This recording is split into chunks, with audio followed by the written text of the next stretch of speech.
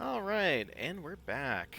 So last time, our party finished up inspecting and escaping the Durst House, also known as the Death House, with pretty moderate results. No one died. Everyone seems like they're, at least standing. And as soon as they exited the house, they ended up uh, essentially seeing the house get reduced to rubble as soon as they exit. So, aside from that, they now earn a bit of a moment of reprieve as they now find themselves back in the town that they entered in. However, the major It's cool. change. Nobody important died.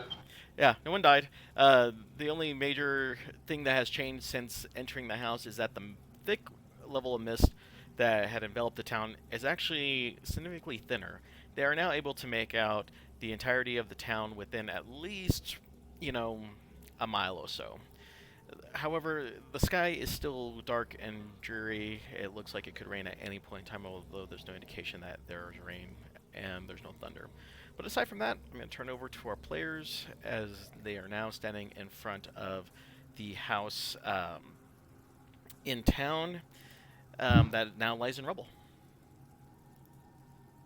Well, I definitely didn't fucking expect that to happen.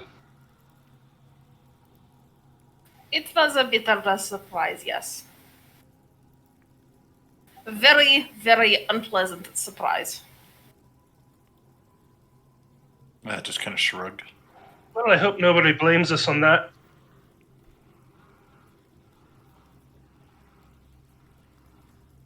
Is there anyone around who's noticing the giant fuck off explosion of collapsing building? You notice that across the street that you hear the shuttering of windows as soon as you kind of peered towards them. So you kind of get a feeling that people are watched that the house collapsed, but as soon as you turn your attention to where the sound came from, that the shutters immediately close again.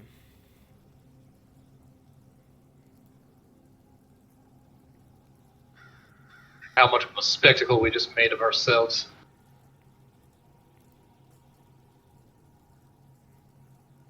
Well, I don't know about you, but I could use a good ale.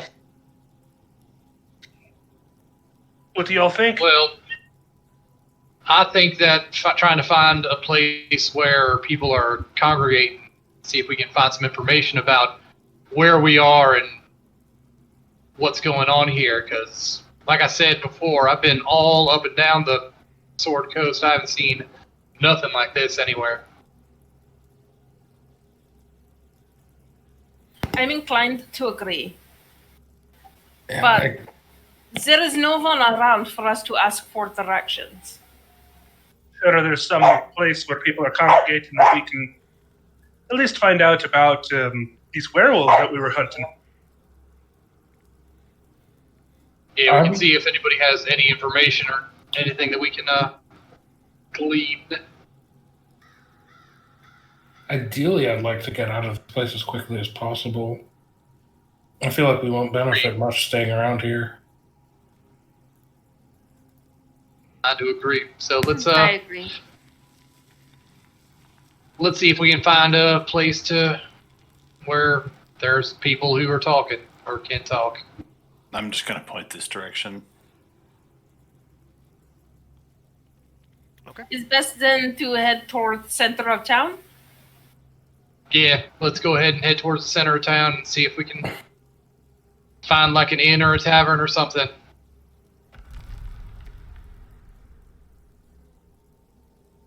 All right, go ahead and proceed whichever direction you guys feel like going, and we'll go from there. Does it seem like there are any houses that have like steam or smoke coming out of the chimneys, like signs of life? You can see that various houses have some smoke coming out of them. They're not like super dense, but you can see some small puffs coming out of the top of them. Okay. It's not every house. Well, I don't think that canvassing the neighborhood, knocking on all the doors and asking them if they've seen werewolves or if they've accepted Maliki as their personal Lord and Savior. I don't think it's going to go over too good. Neither do I. I'm just trying to get the sense of if there's any actual current life in this town. Go ahead and roll me a perception check then. Sure. Let's go with my D20 plus 0. Not 20. Look at that. Yeah, you. Well played. As you move between, the houses, you hear the muttering of, people in hushed whispers, and in some cases, some of them are actually praying. Praying, you said? Yep. Do I recognize the language at all? Yeah, it's common. Oh. What are their prayers like? Who are they to?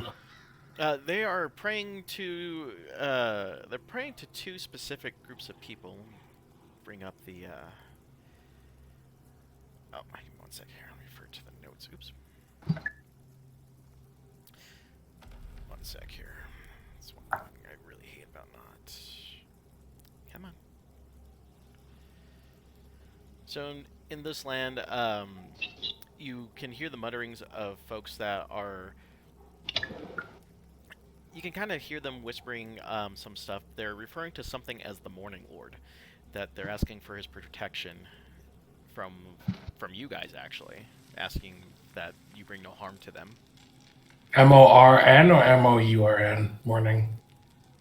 Let me just put it in here. You can ask them. That's a good point. I guess I wouldn't. No. Would But I I don't be able to. Go ahead. They'd be too keen to answer. Can I do a religion check, see if I recognize that? Yeah, you can go ahead and try. You can certainly try. 17. Nothing actually springs out about this particular religion, though. You're not too. It's not too surprising that some people would worship something as much as something related to like the sun or something like that. Your best guess is that they're probably praying to some deity that that the sunlight or something to that effect, but nothing established that you've come across in your journey points to this particular group that or person that they're praying to.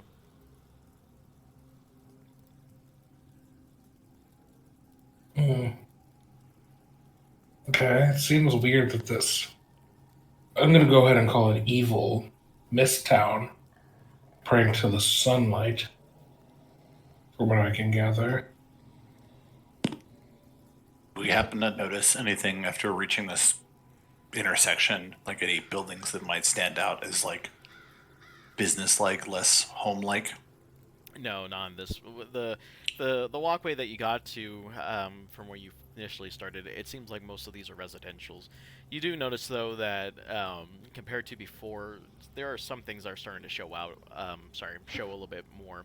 Like you're starting to see, cake mud splattered on some of the walls. You see claw marks on some of the outside edging and things of that nature.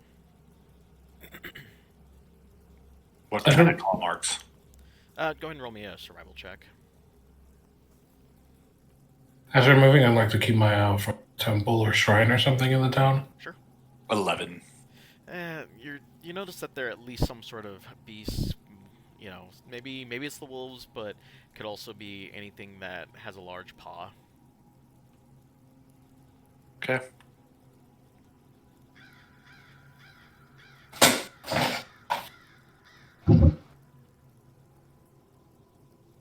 Okay. Anything else? I think I'm good. I'm going to start walking towards what I'm assuming is the center of town. Okay. Yeah. Stalith apparently is looking for a temple of some kind, and I'm going to be keeping my eye out for some kind of like public meeting place, like a tavern, in some place where, there's a bunch of people. I'm just looking for anybody or anything public-ish. Okay. So as soon as you get to that crossroads, you end up making out a few things. To the north of your location, you end up seeing a small sign that shows up. And let me just make sure. Yeah, okay. So So, to the north of your location, you see a large establishment with a large plume of smoke coming out of it. There is a single shaft um, of light that thrusts illumination into the main square. Its brightness looks like a solid pillar in the fog. Above the gaping doorway, you see a sign that hangs precariously askew, proclaiming to be the Blood of the Vine Tavern. To the south of your location, you see a sign that uh, ends up. It's kind of caked in mud, but you can make out something about a mercantile, and you notice that there's a large bellow of smoke coming out of that as well. So What time of shop day is south, it? It's tavern north.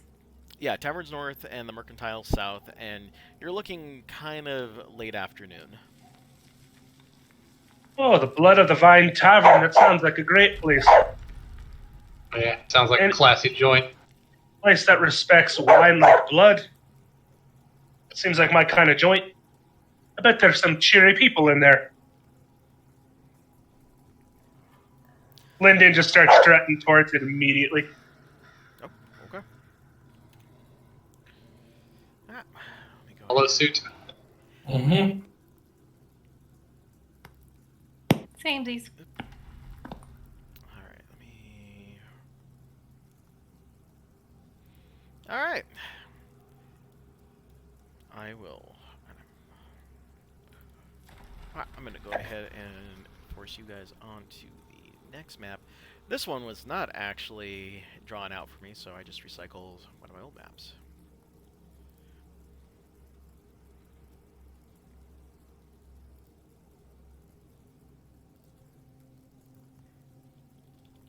Okay, you guys all load the map. Yeah. Yep. Okay. All right. So as soon as you enter in the tavern, it's a fairly decent sized tavern that seems like it has a few patrons in there. You see a few folks over to the left of your position just having a small chat. They eye you a little bit, but they don't really seem like they're too concerned. You do see a barkeep at back of the tavern and a gentleman who's kind of eyeing you suspiciously as well. Aside from that, there is just, a tire dog that's just kind of hanging out in the back. And there are no other patrons, no sign of any wait staff or anything else like that. What time would you have said that it was outside? Like, how dark was it or not dark? It's Said late afternoon. Yeah, late afternoon. The sun's about ready to set within minutes, I would say. Alright. How does this place keep in business with such few patrons? Well, we're here to keep them open, I would assume. And y'all start strutting up to the bar. Okay.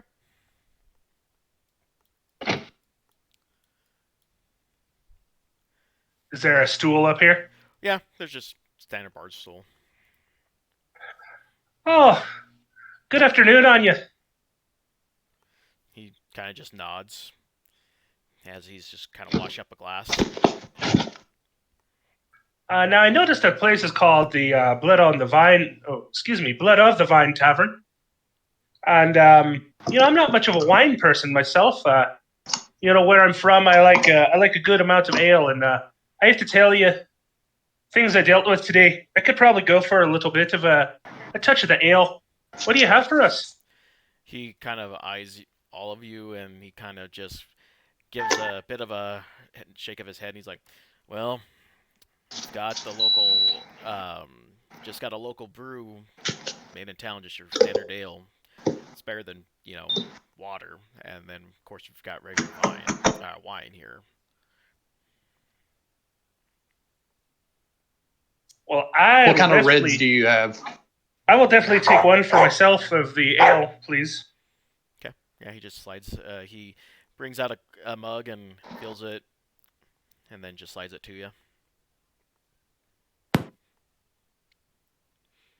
And then he looks over at Quinn. He kind of looks over at Quinn and just basically tells Quinn, "It's like, red. That's all we have." And he just brings out a pitcher of wine. And he's like, "That's all we got. just one type. We don't have any fancy elvish stuff or anything else like that. Just plain old wine. Is this guy human? Well, Yes, he's human. I'm good with a good like strong sweet Merlot, or do you have something like in a Cabernet or nothing like that? He raises an eyebrow and he's like, "What are you on about? It's just wine, isn't it?" At the end of the day, I suppose. Apparently, this place isn't a connoisseur of the things that you are, Quinn. Well, I figured that with the blood of the vine that they'd be, about the blood of the vine, but let's see. Let's see how it goes. My home was not so fancy to have many things like these, but I think that my father would be turning in his grave to hear a bartender not know the difference between a Merlot or anything else. Honestly. Here with helpful tips for fueling up. He just shrugs and just proceeds to keep For a washing the convenient glass. contactless way to pay, look for the NFC symbol on your card and tap on the scanner. Or use Apple Pay, Google Pay. Is this guy also purple? No, Like the kids were? No. I just want to be sure. no, the kids weren't purple until until they reveal themselves as ghosts. I don't Oh. know. I think they were pretty purple. Yeah, because I remember like session 1 when we first met them, he showed us a picture and No, it was just like the artwork. He even mentioned it like specifically. We just made fun of them because they looked fucking creepy. Yeah, I know he said don't assume they're evil, but like I thought their colors were Oh, accurate. no, Might be no, mistaken. no, I'm sorry. No, the colors So- were completely off as well. Okay. So, my good chap, you wouldn't have to be like an evil undead ghost or anything, would you? Insight check. He kind of just looks at you and he's like, "No." Oh, because the last couple of people that we met in this town kind of were. For the record, he rolled a 10. Yeah, you Thank you. yeah, you can't really tell if he's, telling the truth or not. You just assume that he is at this point.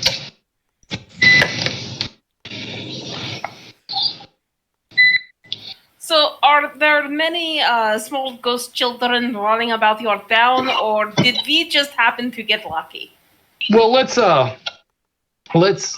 start smaller. That's neither here nor there.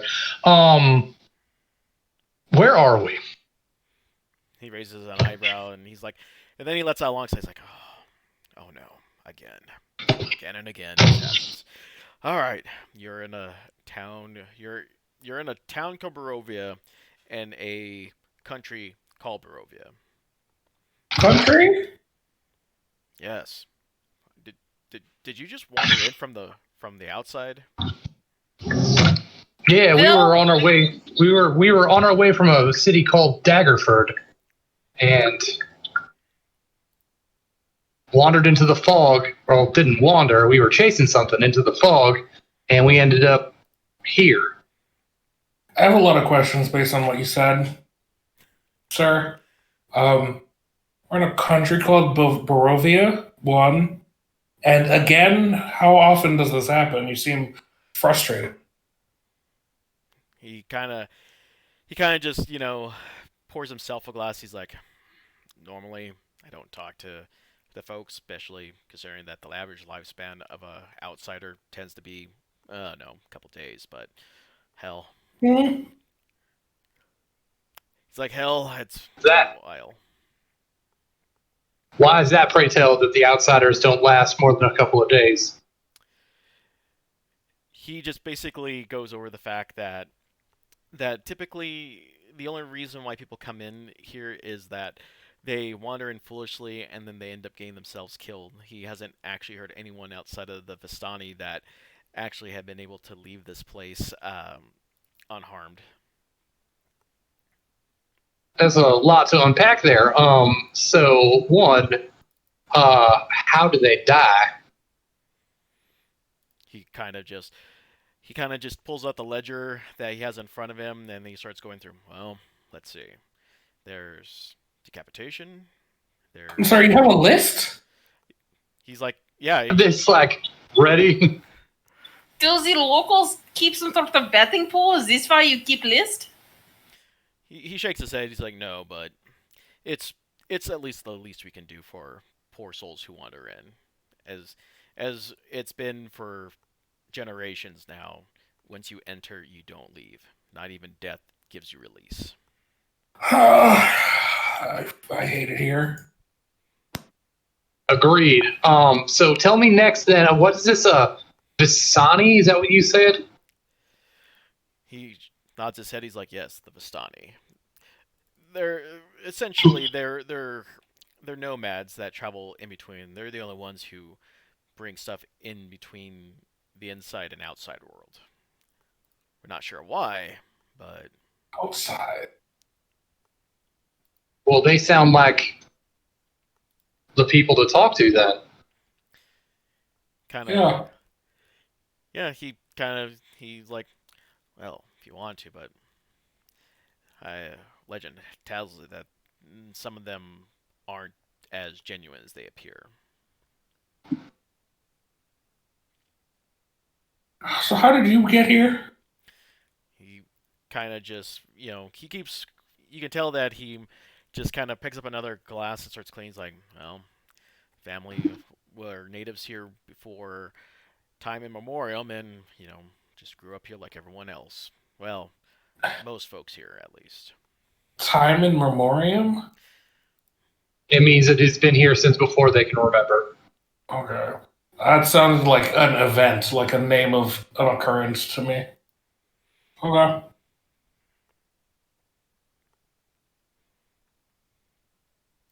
He So people just wander in through the mist, they come here and they die. That's just what happens to them.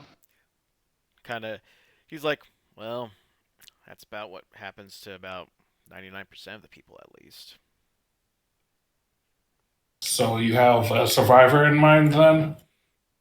He kind of shrugs. He's like, well, depends on what you mean by surviving. If you're talking about are they living and breathing, well, let me take that back. Do you mean that they're moving around? Then yes. As for the rest, well, not so much. Well, you're a survivor. That's what you say. You're still around. He's like, no, I'm a native. You're outsiders. There's a difference. Oh, you're saying the outside visitors. He nods. So just to clarify, that was your way of saying they're undead now, correct? Oh, he kind of goes, undead, thralled, serving someone. Either way. Brawl to what? Oh, take your pick. There's ghosts. There's ghosts. There's vampires. There's a lot of dangers here. What about werewolves? You ever heard of any werewolves around here? Oh, they're about as common as anything else among the zombies and the skeletons. I'm sorry, the what? I signed up for werewolves. I did not sign up for zombies. Well, I don't think any of you signed up for this. So do they not bother the natives? He, Yeah, how does your lot survive? Yeah, it seems odd to me that you'd run just a casual door open bar in this monster infested town. he kind of just shrugs. He's like, well, you can either die at home, quivering inside your home, or you could try to live some sort of life. Eventually, someone dies. I think that's different. I don't think that's the same thing. Oh, well, I'll have a drink to that. That's some townsy folky great wisdom. And I drink a little bit more of my ale. How's the ale? I don't think you survive on generations by just living your life. I feel like there's like the natives are left alone. Does that make sense? He shrugs. He's like, well, it's how did the kids say it? It's like rolling the dice. Sometimes you get lucky and you end up making it to where you can see your kids grow up, and sometimes you make it to an age where you get plucked by a werewolf or a group of ghouls. That's how my buddy went. Al just walked Oh, down no. the street. I completely understand. It's like that where I'm from too, from the old Trail to Hills. I was absconded with. So I understand completely. there are always some sort of attacks. But from your description, this entire place is terrible and is death trap. But somehow there is large town managing to survive Yeah. and procure large amounts of food to provide for your families. How is this possible? Do they just not run rampant throughout the town? Yeah, that's what I'm trying to gather. Well, typically, Barovian families have anywhere from 2 to 5 kids. On average, out of a family of 5 kids, 2 of them survive to adulthood. We just kind of just outbreed the you know, death to birth ratio essentially. Well, I'm sure this is just like any other medieval town too. I don't know why I'm saying medieval. What I'm is sure it it's like any other medieval? town. I'm sure there's That's a some place weird around word. here that's well, you have some type of lord that oversees everything, do you? He nods. He's like, "Well, if you're talking about the local lore, then yeah. But if you're talking about him, well, talking about the devil, I really not want to discuss this." What? Every here- step that you say is a roller coaster. What's? Hold on. Oh, that sounds. I mean, is he literally the devil, or are you just saying he's the devil? Did he do you wrong? I mean, other than, I mean, clearly he's keeping this town does exist. He kind of looks at you. He's like, Strahd von Zarek. He lives in the Castle Ravenloft. No one's really welcome there. Well, at least the townsfolk aren't. Apparently, There's that. Hang on. I know that name. You know this name. Yeah, he was mentioned in. Hang on. Let me pull out the. I'll pull out the note that Strahd had written to Durst, and. So, what do you know anything about the Durst family?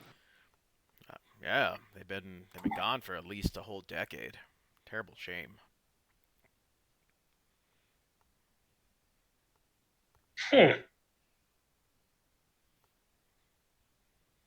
I'm still hung up on how we all survived, to be honest. Well, But I'll accept it and move on because I'm always gonna get new bizarre information from this conversation. So just continue. yeah, he basically just points out that for the most part, the townsfolk are left alone, with the exception of just a random attack that happens rarely, like maybe once a month. There's an attack that usually kills a handful of townspeople, but for the most part, there's nothing that would destroy the entire town, at least.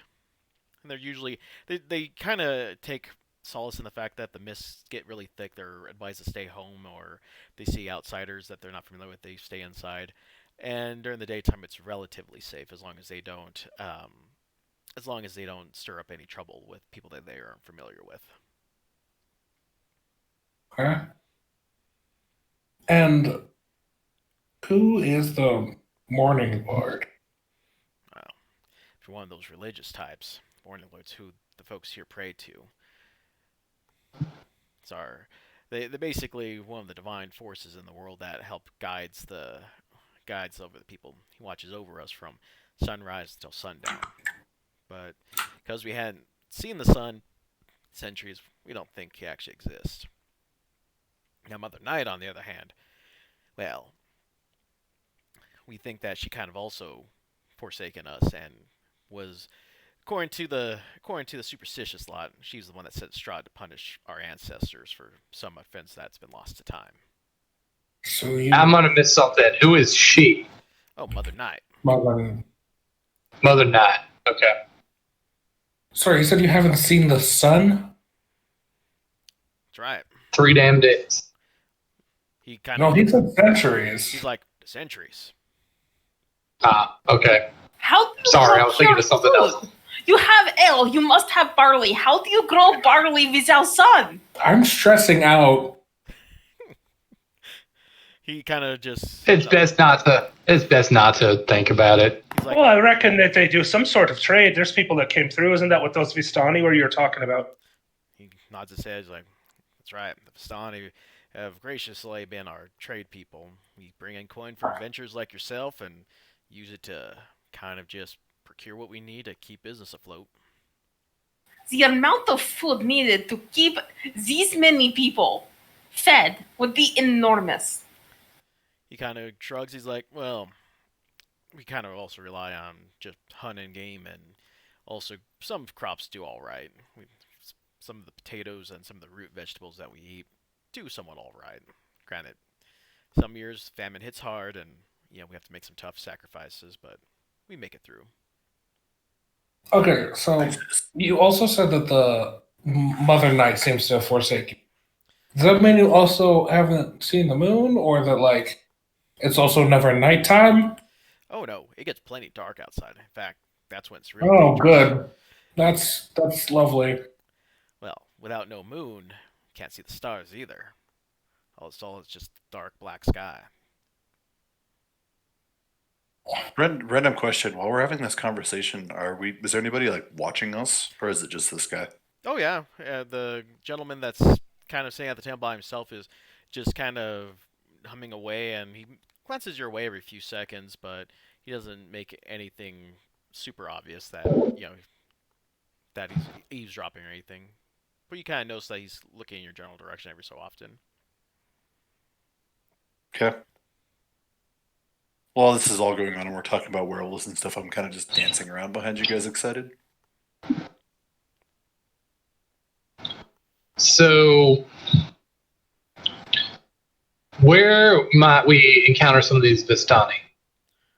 He points over to the table towards the front of the place, and he's like, "Well, there's a few of them right there, but I don't know if they're the talking type. They own said establishment here. I just work for them." I didn't realize they just sat around. I was like, do they look different? Or did they just look like people? They didn't seem to be brought to our attention when we walked in. Well, I mean, comparatively speaking, the manner in which they dress seems a little bit more colorful. At least they're most of the from what you experienced at the Durst residence, where they were typically a lot of brown, grays, and dark colors. The Vistani in the front are wearing slightly more colorful clothes, such as oranges and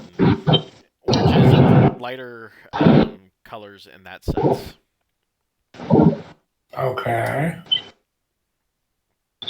Okay, well, are we going to need to secure lodging, do you think? I suppose we should ask the Vistani, see if there's any way out before trying to look for a place to stay for the night. But we might be back to see, can we procure lodging here? Is that a thing that a service you offer? He's like, yeah, well, we got a few beds, just, standard straw mattress and cotton blankets. It's not much, but at least it's safer than sleeping outside in the mud. I reckon it would be a terrible idea to be staying outside. Can I have another one of these ale? And then do you have a nice piece of bread? Could go for a little bread right now. Yeah, he pulls out a plate. He's like, oh, you see a plate with some, slightly dry bread and some dry cheese with things like, it's like, haven't had a visitor in a couple weeks, so probably a good idea to bust these out. Or dinner.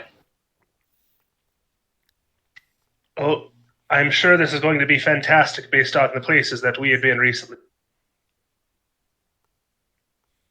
I'll toss this guy like a couple silver or something like that. I guess for all this, I don't know if there's a price on all this stuff, but no, it's basically the ale is costing you a couple of copper each, and then the food itself a couple of copper. So 1 or 2 silver is more than enough. That will cover plus tip. Yeah. Okay, well, I want to approach the Vistani then. Okay. I will follow behind.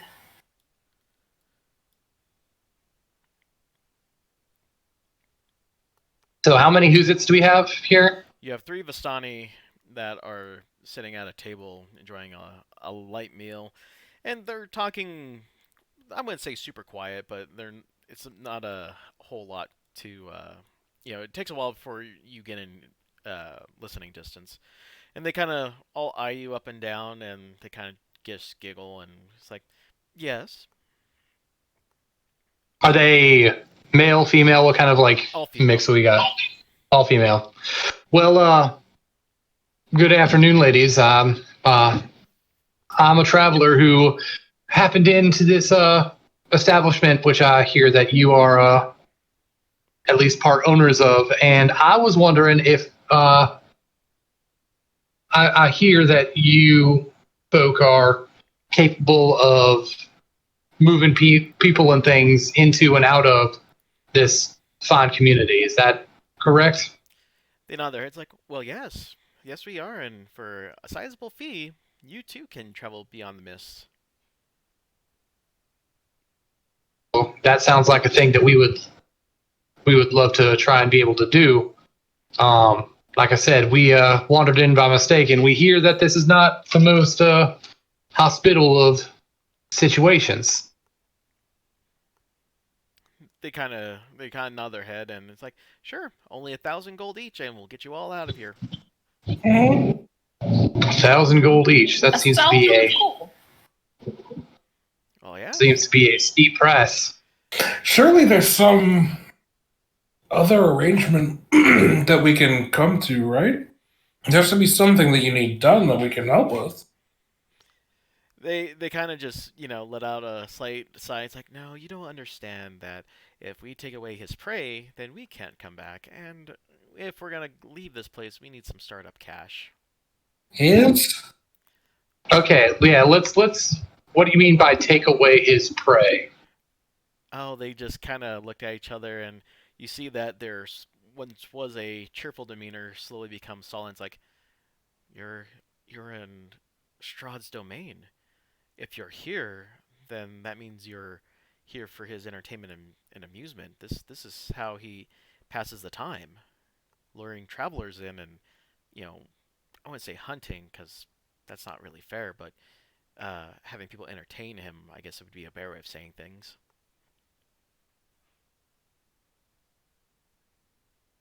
Entertain him the way that the Durst family did. Oh, you can see that they nod their head slowly. It's like, well, you saw how that turned out. Once you are no longer of any value to him, you're discarded. Well, that's if you're lucky. You could end up like them with a slightly less than. Well, I don't know how to really put it, but let's just say you just don't want to end up as the Durst family. Oh, trust me, I've seen them. They raise their eyebrows like, you've seen them? Yes. All of them, the entire family, we have seen. Did we see the baby? They kind of their eyes raise and they realize it's like, oh, so it's already started. What do you mean it is already started? Can I make a request that when you speak to us that you don't say vague things that we obviously don't know? Can you just, like we're children, please? They kind of shrug and it's like, well, we'll try. It's just that every few weeks this happens, and so we just get used to just kind of we usually just ignore you folks because there's no real effort to try to re-explain things in detail since most of you guys don't last the week. I'm going to take out Thorn's teddy bear that I very carefully and conspicuously packed away in my bag, and I'm going to pull it out and show it to them and say, do all these other travelers that you come across, are they able to escape from that house with things like this? Maribel kind of looks over you and she's like, well, it's been about, let's say 3 months since a group actually survived that god-awful place. And they lasted at least 2 weeks. So does everybody go into that house? Not everyone, but usually one of two things happen is that new travelers usually get drawn to the house because they wish to help those poor souls, or they ignore it and then end up venturing off into the mist to be hunted whatever is outside of it. Okay, but if there's other people going into this house, why did it crumble when we were done with it? I get the feeling that if we go outside tomorrow, the house will be back. Sorovia kind of looks up at you and replies, "Well, that house is a test for Strahd's guest. It'll reconstruct itself within the week." What you're saying is the bodies of his children will be used as game for rest of eternity? Even though we specifically put their souls to rest. They all kind of just, slowly nod their heads and in solemn, in solemn prayer goes, "Unfortunately, their parents crossed Strahd and now they live for the rest of eternity as just a test for would-be travelers." You know, bartender, this is some really good bread and cheese. This is better than I've had in a long time. Just chowing down over here. What about that? There was some sort of spectral cult in there that was worshiping some kind of plant creature. They kind of go, well, from what we've heard from other travelers, that's probably just the remains of probably the last set of adventurers who unfortunately couldn't finish the house and just was tossed in that heap. They'll probably respawn and regenerate, probably with the dark magic of this land when the house is rebuilt. A bit smaller. So, Okay, I just want to ask you an honest question then. What do you think that we can do to survive? Do you honestly think that it's a foregone conclusion we are going to die? So what is it that we can do to be of use or of some benefit to the community or to get out from this Strahd's view? What advice do you have? They'll look at each other and nod. It's like, well, there's one of two ways of doing this. Well, really just one way. One, you have to defeat Strahd. That's beat him, curse is lifted, everyone goes about their business. I would say that your best bet, well, you may want to go and seek out. Our clan that's out camped near one of the establishments. They said that they're one of our ancestors out there. Well, not one of our ancestors. Granted, she's ancient by the way that she looks. Is a fortune teller, and she may be able to tell you how you might be able to achieve your goal without dying. Oh, a fortune teller. That sounds like carny activity. I come over. Eat your food. Oh, okay. Well, that actually sounds kind of exciting. We should go do that. Just saying. Where is your clan? If you're seeking Madame Eva, she's gonna be, well, she's trying to go. It's like, where did they end up settling last time? She's trying to search for. She's like, well, They take a minute to kind of go. It's like, just give us a minute. We need a moment. They're kind of murmuring between each other, trying to compare notes as to where they last would think that the caravan would end up taking place at. And I am trying to. Okay, let me do this for you guys real quick. I'm going to give you. All right. After much deliberation, you see one of them open up a satchel, and they are pulling out a large piece of parchment for you. And let's see if this works. Maybe it won't work. Try this one more time. Try to give you guys a map of. Oh, it's too big. Crap. All right. I'm gonna have to do this a different way then. All right. Snipping tool.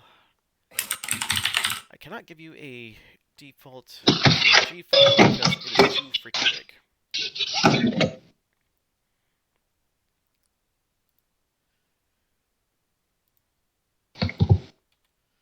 There we go. And I'll be updating this later, but essentially they give you a map of the entire country with just some odd notes. They tell you that if you look at the kind of in the last section on the right-hand side towards the middle, you'll see the village that you're currently in. And let me make sure I got this correctly.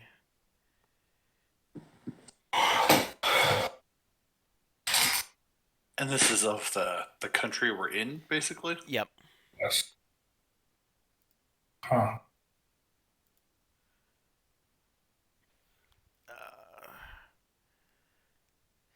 Okay, I believe that's where you guys are. So they kind of put your attention towards the small lake that is directly west of your location, the Circle. Last we checked, they said that they were going to make camp along the shores of that lake, so that the fish this time of year are especially tasty, and that they probably could end up staying for a long period of time before they would have to move on. Madame Eva would probably be your best bet into trying to divine a way to actually survive this area. So, why are you helping us compared to the other people that you said you previously ignored? Well, once in a while, how can we put it? You and they finally the gal sort of is like, you seem like you're trying to help in earnest. The last few adventurers came here in search of glory, and we didn't really appreciate that. They intentionally came here? They nod their head. They're like, they thought that they were going to make a name for themselves and be the one to finish off the curse and use that to propel themselves into legend. And too many of those folks seem to be the case. But the fact that you were so heartbroken over the fact that the poor souls that you thought you saved weren't changed our opinion slightly.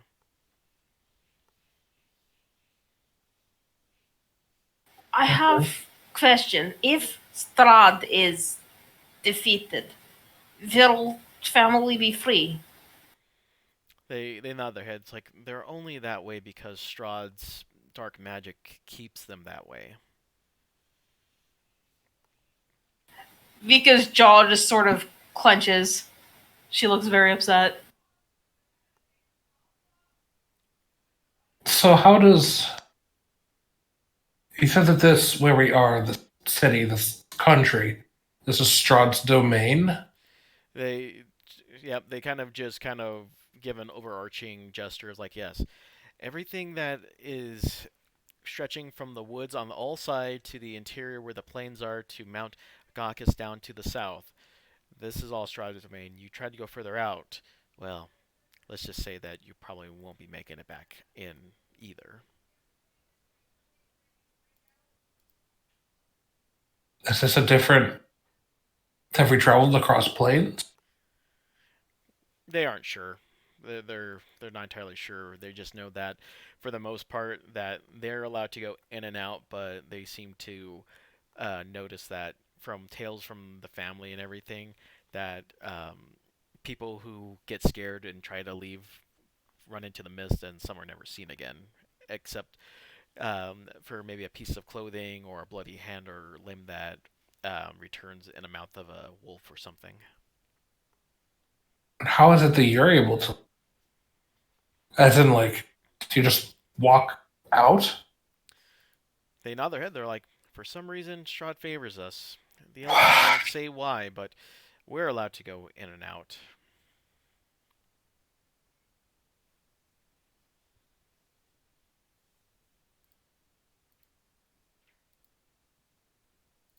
Sayla is kind of muttering to herself now, under her breath, like, does this land take up physical space? Is it a different plane? Is it barred from entry?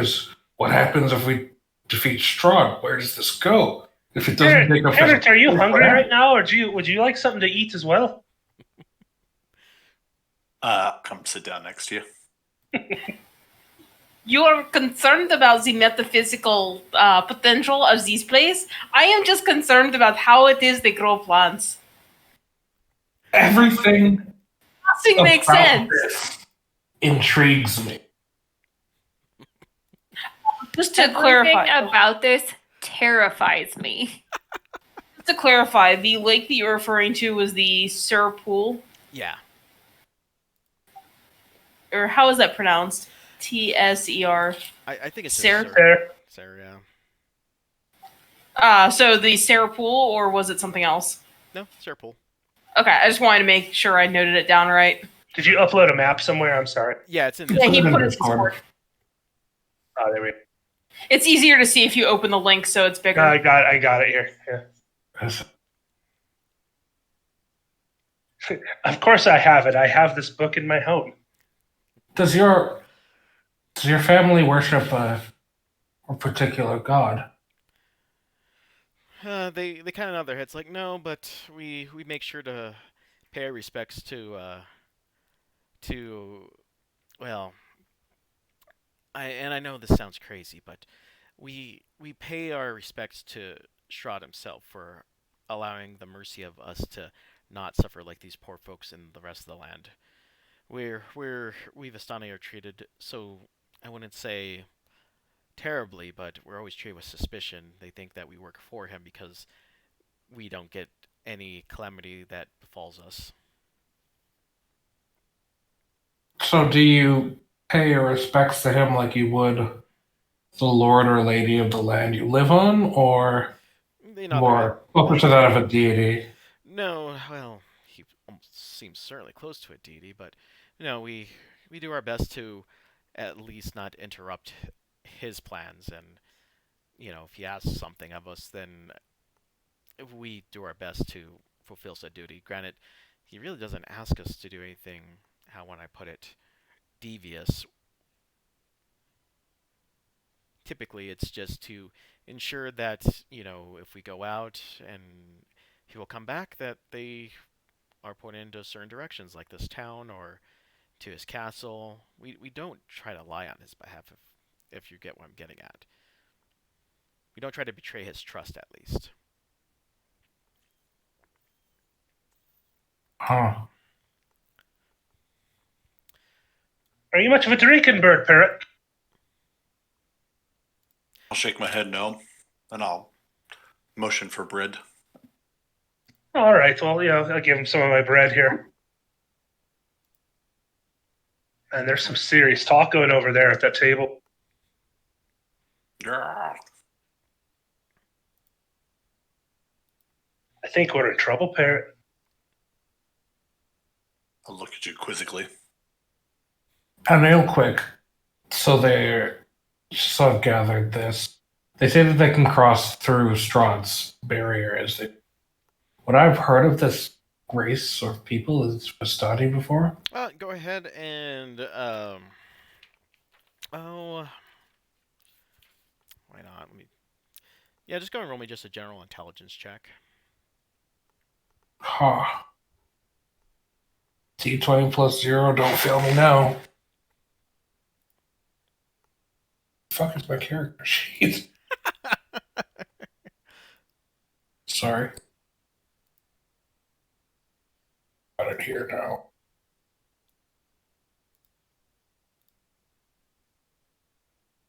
14. You have heard some brief, mullings in your travels at taverns along the Sword Coast about the Vistani. You never met them in person, and at one point you were thinking that they might more be of an urban myth than actual people. So, but you really don't know anything about them. This is actually the first time I'm meeting these people that you've heard rumors about. Okay. Where is this Castle Ravenlow? Well, they motion at the map in front of you, and they're like, well, on a clearer day when the mist isn't, enveloping, it's northwest of your positional bit. You should be able to see it on a day when the mists aren't too thick, just for outside the castle. Or, sorry, outside the town.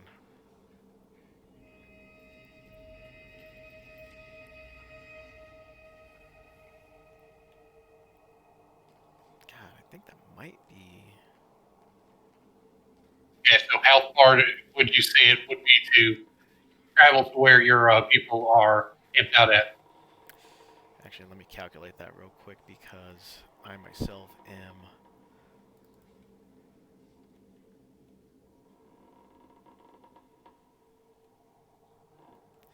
Well, that's weird. It tells me that there are supposed to be hexes. Give me like 4 of these maps, and they don't give me a single. Oh, there we go. So 1, 2, 3, 4, 5, 6, 7. 7 hexes. So roughly the encampment is roughly 2.5 miles west of your location, and then the castle is roughly 4 miles northeast of your position. Okay, so it's not like It's a few hours walk, not Few like hours, days yeah. travel. Yeah.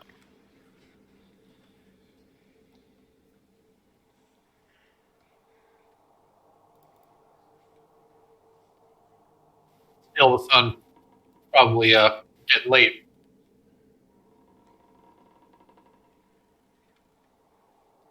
So do we want to procure lodges here and then see if we can seek them out in the morning, or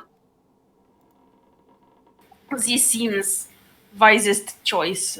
Considering what I just experienced, I would very much like to lay down. well, let's see if we can procure some supplies first. Okay. So what would you guys like to do at this point? Shopping episode. Sorry, what was that? Shopping episode. You keep breaking up. Can you hear me? Yeah. I thought that we could do a shopping episode. I suppose I can. Basically, go sell the crap we found and buy stuff that we might need to travel over there, I guess. Okay.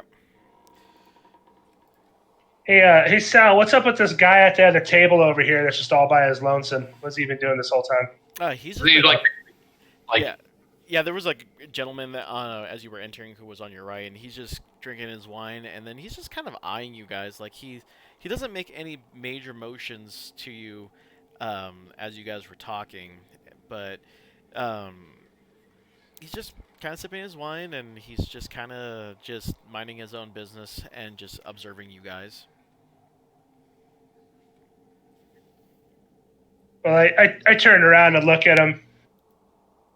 Hey, over there, I know you're here. You're probably over here and all of this just because, I don't know, there's the only conversation going on right now. Do you have any advice for us in all this mess?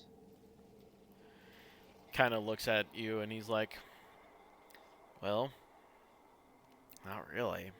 He just kind of seems like a little dapper about the facts like that. He's like, I was hoping for some stronger, how I want to put it, stronger travelers, but not entirely sure you guys fit the bill or not.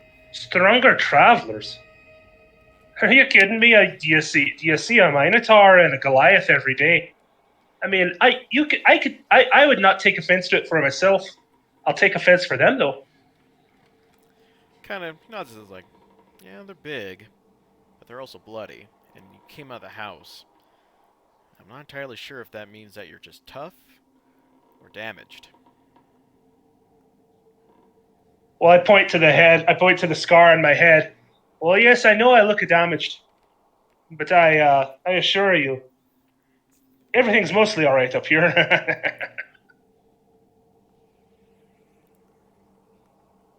Well, I'm just curious if you had an angle for all of us while we're talking to these other folk over here.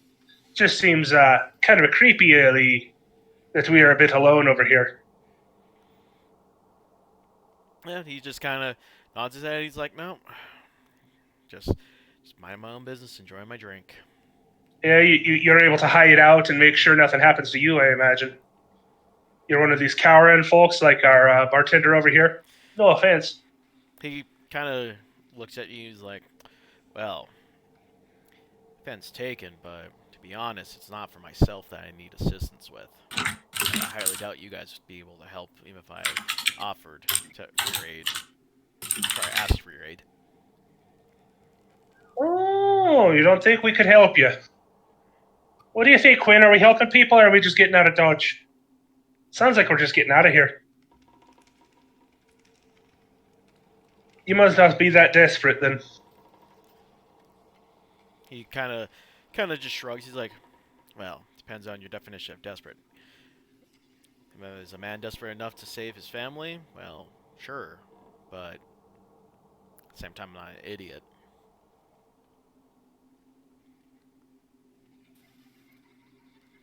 Lyndon, we can't save everyone.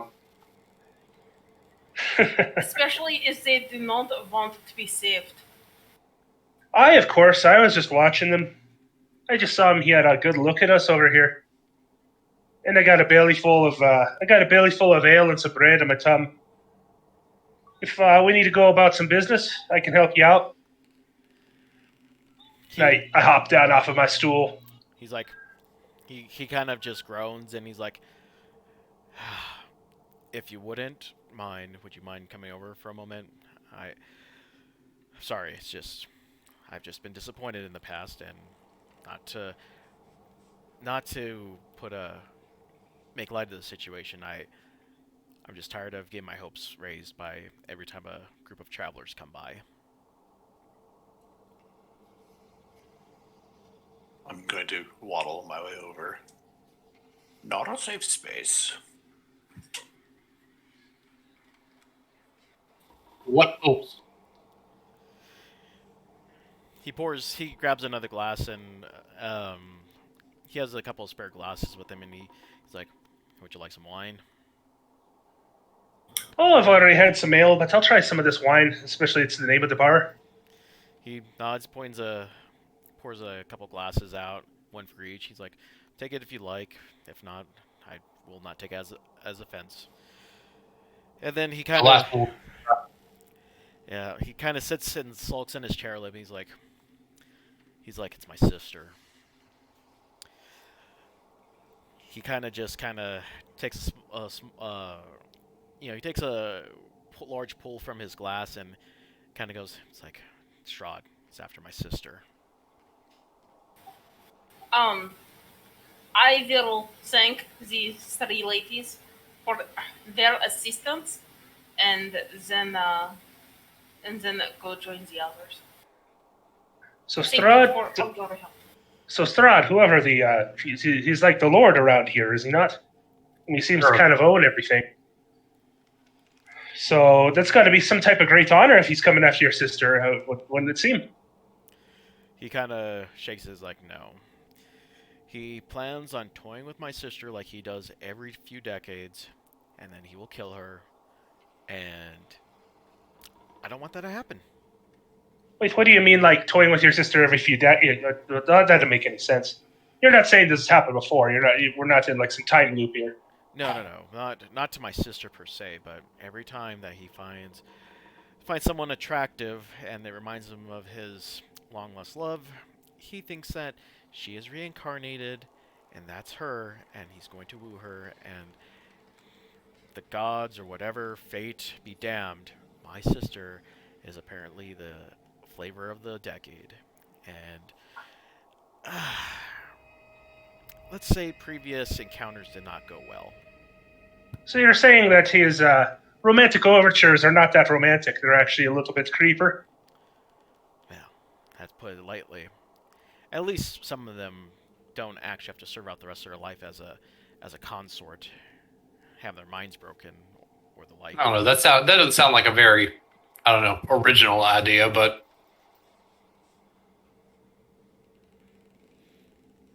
Yeah.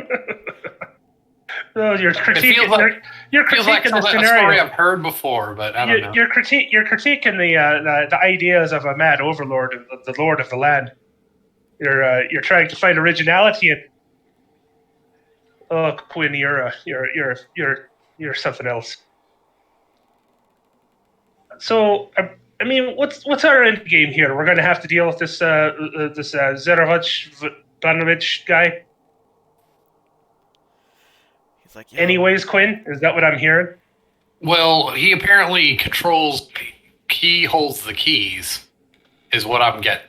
Right, Mister? I'm sorry, we didn't catch your name. Ismark. Mr. Ismark. This Von Zarevich, he's the one who basically holds all of us in his land, and we can't get out of here while he doesn't want us to. All right. He nods. He's like, yep. Well, I thought I overheard those Vistani say over there there'd be 1,000 gold to get her out of here. You're obviously not 1,000 gold rich. Are you? Well, hey! I'm not. I'm just implying. I just put it out there that maybe this person has a way to conjure up that kind of money. I did not know. If he's going to ask for our help, how is he going to be able to pay us? You see what I'm saying here? Must mean he might not have much money for us to offer to be able to help. Sorry, I'm just looking at the bottom line, Quiddy. He basically just kind of sulks. He's like, look, all I know is that he's after my sister, and God forbid that something does happen to her. I don't know what I would do, but at least if you're looking at dealing with Strahd, you at least know an angle that he's at least. Not only is he after you, but he's after my sister. And I'm pretty sure that she may not mind playing host if it means defying, whatever fate has set out for her. So your ultimate goal is to ask us to what exactly? Have a stern discussion with the lord of this strange fog-covered land, or are you asking us to do something more permanent? He kind of just he takes a second to think. He's like, I'm sorry. It's just crazy when I say it out loud. For you guys, may not seem to be the case, but me saying this for the 10th time, it kind of loses its, I don't know, authenticity, maybe my belief in it. But I want that devil dead. He won't stop until either she is turned or killed, or unless he's dead. There's no way out of it. What do you mean? What do you mean by turned? Everybody refers to him as devil. What do you mean? Is he literal devil? Or just very evil man? He's like, no. He's a vampire from what we understand fully, a very old vampire. The penny drops. It's hard to not be ridiculously insulted by your implications when you say, oh, I'm tired of telling this story to all these other adventurers who end up dead when, frankly, you're not capable of doing anything about it yourself, are you? Otherwise, you wouldn't be regaling the 10th group with this story. Am I wrong? He pulls out a sword and he sits there going, he's like, I know it's a lot, but I'm kind of at my wit's end with this one. I have spent too long hoping for assistance. You see, anytime that we tried to muster up a force to deal with, Strahd, things don't go well. I've had many friends get slaughtered and killed by his minions. I myself have barely escaped my life, and the few encounters I've had with them, I'm almost out of any hope left. I'm kind of thinking that things don't go well soon. Then kind of turns the sword around. It's like, well, this one might just only have one more thing to take care of. Quite grim. Let's not do the thing where you point the sword at yourself right now. It's a little well, there's still some daylight, isn't there? Right? He nods his head, but he kind of just he nods his head like, problem is that there's a town. There's a town where I think she might be a little bit more safe than where she is currently right now. The problem being is that I don't think we'll get there in a day. Well, where is she right now? She's currently residing in our home in this village. And what makes that town safe? It's still in his domain, is it not? Is it on the further reaches? It's further. He has to travel further to reach her, for one, and two, it's actually a fortified settlement. Walls, an actual guard, might be able to buy us some time, but it is quite a bit of a distance. It's more than 2 days. Where is it? He points. He's like he gestures to the map that someone probably has in their hand, right? Yes. So he points out that northwest of your position, just on the south end of Lake Zarovich, there's a small town surrounded by forest called Valaki. Balaki. Okay. Yep. Let me check here. 1, 2,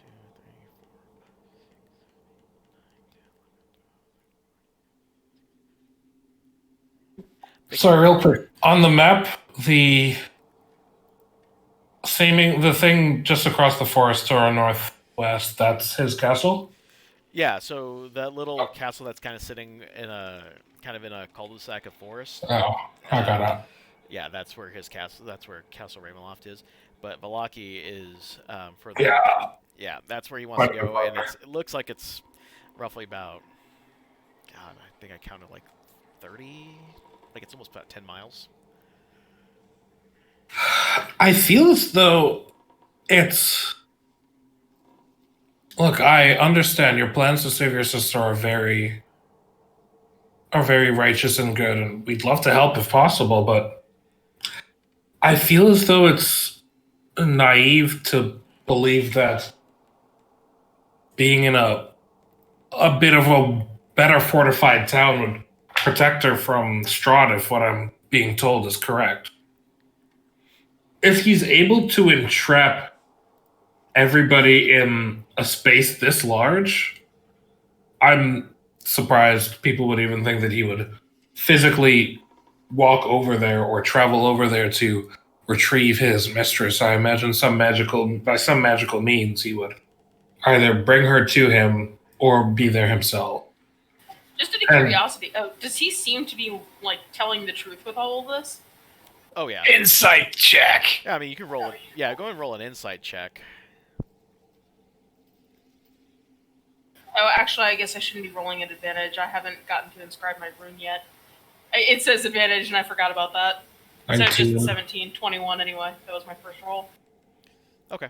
So you can tell that he's telling you the truth about everything regarding his sister being hunted by Strahd to the town of Valaki being a better fortified position. However, you can kind of tell that as he was saying something about his sister, that there's something still off and missing about how dire that situation really is. So, let me ask a question. Why should we risk our lives to help a man who is so cowardly that he would abandon sister and kill himself? I sort of just, point at the sword that he held to his neck. Also, real quick, does he respond to what I said earlier? Oh, I'm sorry. I No worries. Yeah, what was the statement that you made? I was asking, like, it seems naive to believe that Strahd, this person who's been able to entrap hundreds, if not thousands, of people in this country through magical means, would be held back even the tiniest bit by a slightly better fortified position. He Uh, he basically goes, Valaki is, how would I put it? Valaki is essentially our safe haven from this place. It seems that Strahd doesn't go there unless he absolutely has to, and that they even have a sense of peace there compared to this town. It's once said that the ancestors who founded Valaki was able to actually at one point repel his forces and able to enjoy a small motion of peace. I'm hoping that there's still something there. Yeah, but if you put the reincarnation of his forever love somewhere, he's gonna make that happen regardless. Exactly. He kind of nods his head. He's like, well, this is true, but the thing is that Straw being all-knowing still works through agents. So as long as we do this, with enough being incognito, he'll still think she's here under his watchful gaze and might buy us some time to plan and maybe assault Castle Ravenloft. And he kind of just... You use that word maybe a lot in that sentence. Well, I don't deal in absolutes. Cost my friend his life.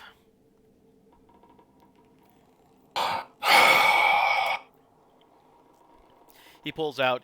He's like, in payment for assisting me. Not only will I go and help you when you assault Strahd's place, but he also has maps of. He pulls out. He's like, I have some rough outlines of some scouting reports about the castle.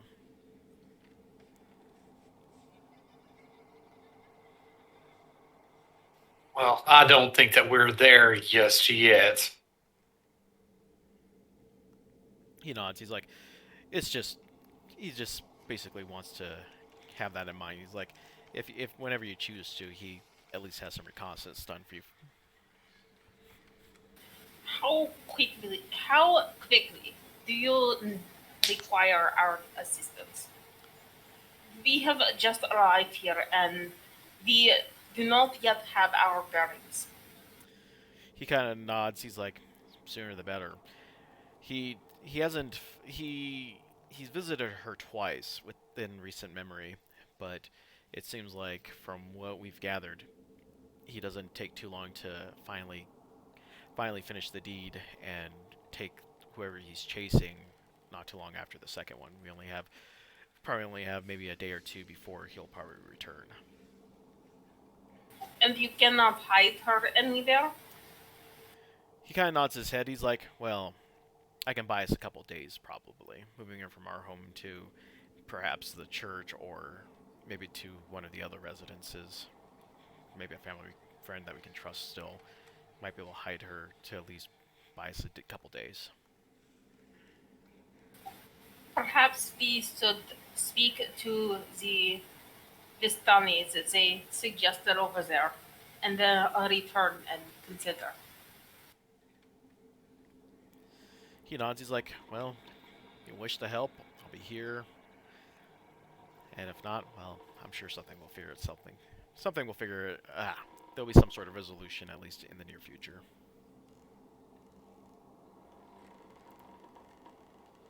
All right, we will keep your pleas under advisement.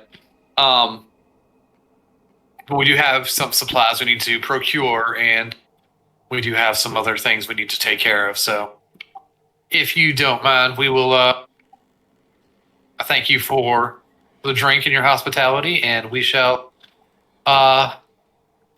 be in the area for a while, it seems. He nods his head and he says, and he raises his glass. May the morning Lord protect you.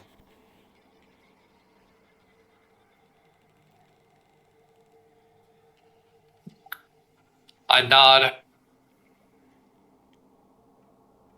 and then I go back up to the bartender. Excuse me, kind sir. Is there some sort of general supply store or something where we could procure some supplies, as well as we do have some things of value that we could probably trade in for some coin? Do you know of a place where we'd be able to do any of that stuff? Yep, he kind of just nods his head and just finishes putting down the glass. He's like, points to the front of the door, travel about maybe a minute that general direction. You should see the mercantile shop. Bildroth tends to do business with folks outside of here. He kind of in a hushed tone, he's like, beware, that guy doesn't do well with his customer service skills. The mercantile guy? Nods his head. Okay. I'm good with people with bad people skills.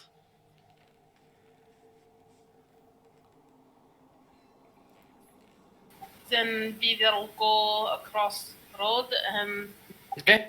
We should be back in a little while, and we will be probably giving you some coin for some lodging for at least the evening. He just nods his head and proceeds to pick up a plate and cleans that off. He's like, "We'll be here." Cool. I also enjoy the fact that this guy lives his life like any bartender who is being questioned by the police in Law and Order. Will not stop cleaning the dishes to talk to the police. he just keeps polishing that same spot of bar for the next like 3 hours. Or loading crates into a van because that way he has something to do with his hands. Yep. Anyway, we will All right. go across. We will go across. Wow, I am losing my accent. So we'll to the mercantile. Y'all coming with me, or Yeah. Yes. Absolutely. Okay. Well, I hope Tilda is because she is the one carrying all the stuff to sell. I don't advocate for us splitting up at all. all right? All right. We'll go back to. Let's see here. Forest players on current map.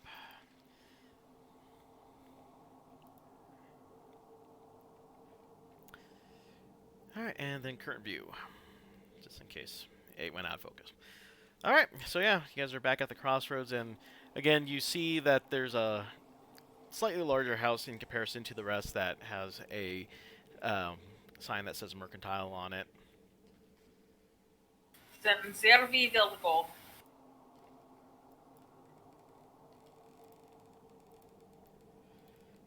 I'm going in. Okay. Yep. As soon as you guys proceed through the front door, you see a man that just kind of going over a ledger, counting the coins on his desk, mumbling. He's like, there's a sparse bit of light coming out of the back with some heavy curtains. Just some slight creak. You hear a creak on the hinges as the wind blows past you, and then the guy's like, well. Looks like I have some new customers. Hello, my name is Bildrath. Welcome to Bildrath Mercantile. Greetings, Mr. Bildrath. I'm sorry. It is lovely to meet you. First of all, we have procured a few items that we were looking to. Items of value. We were wondering if you would be willing to purchase from us. You see his eyes kind of perk up, and he's like, well, what do you have? Well, what we have is... Tilda, show what we have. I just kind of like present the bag. The bag contains 3 moss agates, black leather eye patch with carnelian, ivory hairbrush with silver bristles, and a gold ring. He kind of picks up the gold ring, and expects it. He's like, wow, this is the real genuine article. Excellent. And he basically offers to buy any of the trinkets and jewelry and gems and stuff off of you guys at market value. Also, this is just to be not to be that guy, but has anybody there's a silver short sword? I don't even remember that being a thing. Is anybody using that? I've been holding it just in case. So you have it in your inventory? I knew how to put things in my inventory. Yeah. Okay, I'll update the list.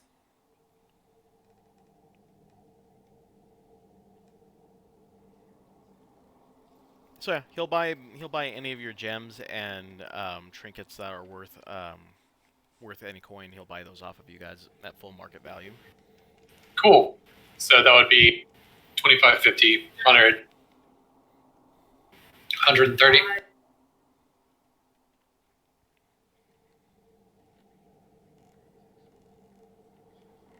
stay at 130. Hairbrush worth 25, gold ring worth 25, leather eye patch with carnelian worth 50. That's 100. Mm-hmm. 3 lost agates to 10 would be 130. Yep, 130. So we will sell all that shit. Unless someone needs moss agates for something. I do not. Cool. Nope. All right, so we sell the 130 gold pieces. Also, I was looking to get some supplies. I was looking for some kind of. I have some experimenting that I want to get done, but I need like. What's the words? I need like glass containers and sources of light, sources of heat, things like that, candles, maybe gas tubes, things like that. Do you have any sort of like alchemist supplies or anything like that that you would be able to part with? He looks at you and he's like, he kind of goes, well, some of that stuff is, things of that nature is a little bit hard to come by in a place where we kind of lack, artisans and stuff like that, but we do carry them for a price. Yes, I assume that's how the shop works. He kind of, raises an eyebrow and is like, well. So essentially, he explains to you that because of the fact that supplies are hard to come by, and he has to maintain business between his trades, between him and the Vistani, everything that he currently carries is in anything. He sells any items from the adventuring gear table from the player's handbook, but he only carries items that are worth less than 25 gold pieces, and he sells them for 10 times the listed price. 10 times, huh? Oh God. Yeah.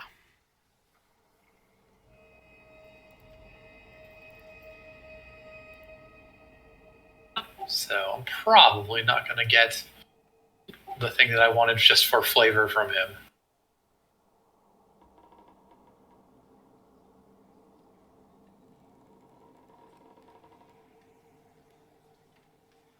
So anything on the adventuring gear thing for let me put it in chat so that way you guys have the anything less than 25 gold. There, you guys. That's what it says verbatim from the actual book.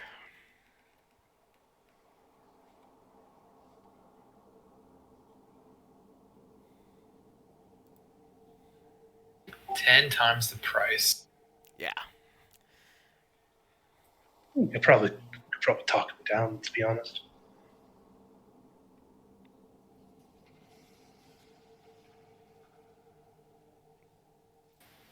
But you happen to know anybody in the area who is good with magic, who is good with discovering sort of magic properties on objects?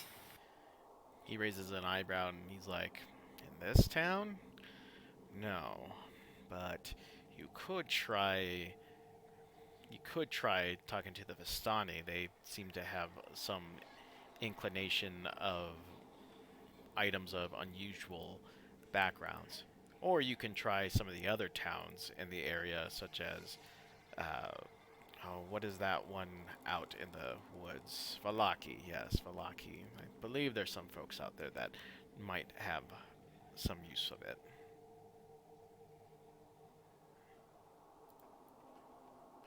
Does anybody need anything desperately while we're here? I'm sure we're not going to be able to find what we like. What I was We may needing. need sources of food and water if we are traveling far. Yeah, we didn't really leave with a whole bunch of supplies, did we? We were not really prepared for this. We thought it was short mission.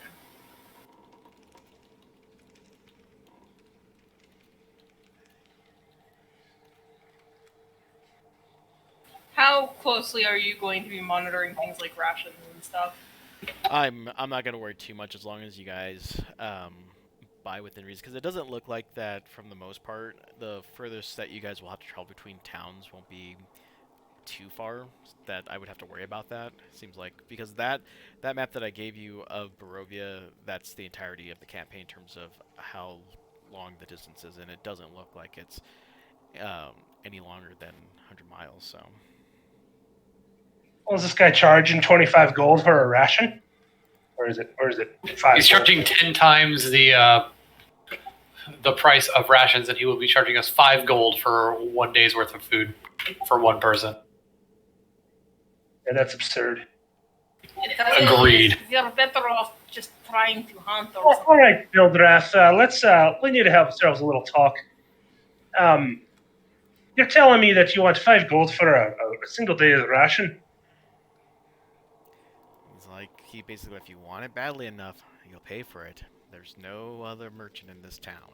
No, hold on. Like, I could go over to the inn and get food for much cheaper. Get bread that could take us around.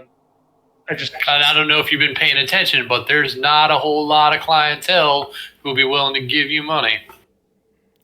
He shrugs and he's like, well, I've got enough to keep me going, and it's not the first time I've heard that. Give us a whole bunch of money. You're not going to regret that. Listen, would I be willing to do business with you if you're willing to come down on your prices, especially on the rations? Unless you're telling me you want to take my money elsewhere. He kind of just shrugs. He's like, he looks at you and he's like, well, it'll be another week and another person will come by. I'm not too worried.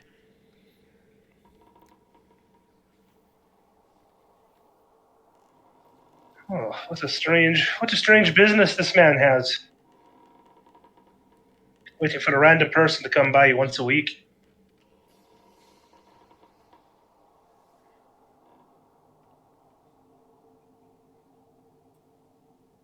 Oh, I wouldn't be doing any business here unless we were desperate. Yeah, no, there's a couple of things I could probably purchase, but I don't want to. Well, I'm gonna Vistani, pass. I'm sure the Vistani are probably a little more resourceful. They sounded like resourceful folk, especially if they're getting in and out. Especially if they're only people getting in and out of town. I've already walked out the door. Yeah, I'm with Parrot. Let's get out of here. So then, where will we go? Are we returning to get some sleep, or are we looking for something else? You have anything else that you want to try and find? I think we're probably better off resting for the night and then going to go talk to the Vistani in the morning. I agree. I'm inclined to agree. Yes. All right, let's head back to the blood of the vine. All right, back to. Okay. I was about to ask that guy if he would be willing to buy one of my crossbow bolts that I would sell it to him very quickly.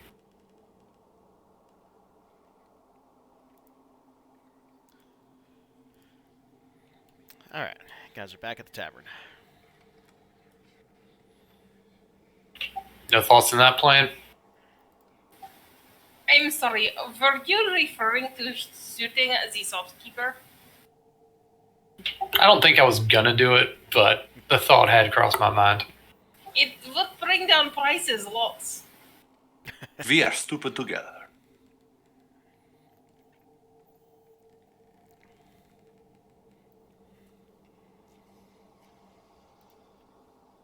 So then, we will rest and head out first thing in the morning. I think so.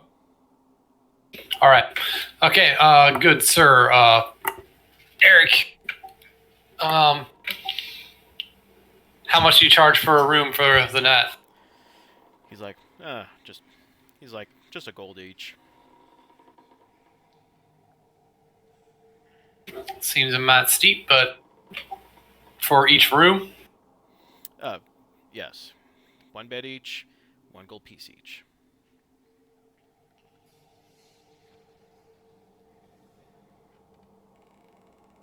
Damn. Are your beds built to house individuals, such as myself and my good friend here? And I point to Tilda.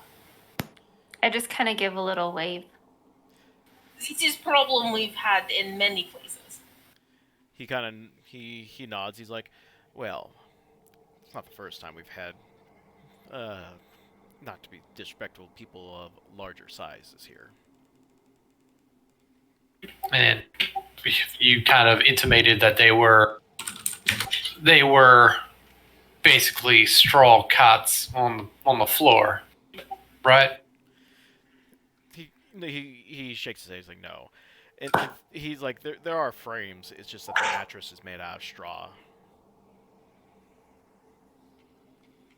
All right. So how many rooms do we want? I have no problem sharing. We have camped around campfire many times. I do not have problem pieces. Do we double up? There are 6 of us, so we just go 2 to a room. Yeah, I think we can double up for the sake of not necessarily the price. It's just I don't trust this place. Yeah. I think it's probably better if we sleep in shifts. Mm-hmm. So we'll pay 3 gold from group fund in Tilda's sack. Sure. Yeah, that sounds like a good idea. So here's 3 gold for 3 rooms, and how are we divvying it up?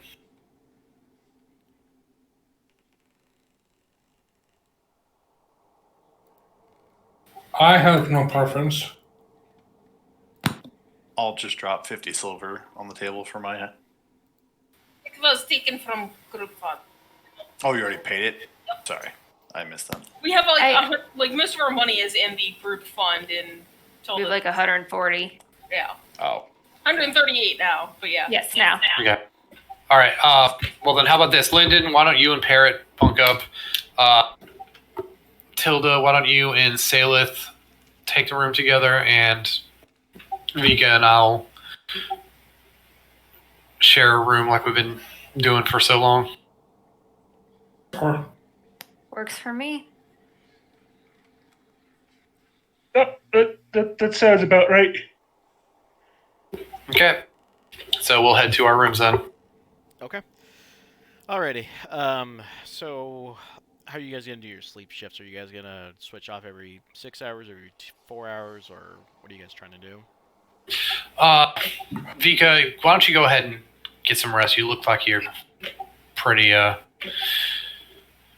off kilter there. Why don't you get some sleep? I've got some stuff I want to work on, and I don't want to try and keep you up, but I may have some candles burning here for the next little bit. It's alright. I have things I need to work on as well. So when you are ready to sleep, you will wake me and I will keep watch. All right, sounds good. So I'm gonna keep watch and work on stuff, and for the first, we'll just do like 6 hours. Okay. Alright, so for the folks that are taking first watch, I need you all to roll me a perception check. I'll take first for us, Matilda. Okay. So we got a 3-watch setup? It seems more like 2 because we're in separate rooms. Unless we had gone with just 2 rooms and tried to cram 3 people in each one. Oh, that's fine. So we're going to have 1 person up in each room? Yeah. Okay. I'll stay up for the first one. All right, so it's me, Parrot, and Salith for the first ones. Okay. I need all 3 of you guys to make me a perception check. 15. What the fuck? My internet's being real bizarre. Give me a second. Yeah, sure. 17. Okay, so I see 2 15s and a 17, correct? Correct. All right, so just around midnight, or as far as you can tell time-wise, you see a eerie green light coming from north of your location. You end up seeing that green light suffuses what appears to be a graveyard in the distance. From this light emerges a ghostly procession. Wavering images of Dotry women toting great swords, woodwise men with slender bows, dwarves with glittering axes, and archaically dressed mages with beards and strange pointed hats. All these and more march forth from the graveyard, and their number growing by the second. They're moving in a direction northwest, heading towards what would appear to be the direction of Castle Ravenloft. Just like a bunch of spirits coming out of the graveyard and are headed away from us towards Ravenloft. Yep. Oh, it sounds like not my business. Yeah, not my circus, not my monkeys. I want to caveat that with a yet. Mostly. That is a big niet.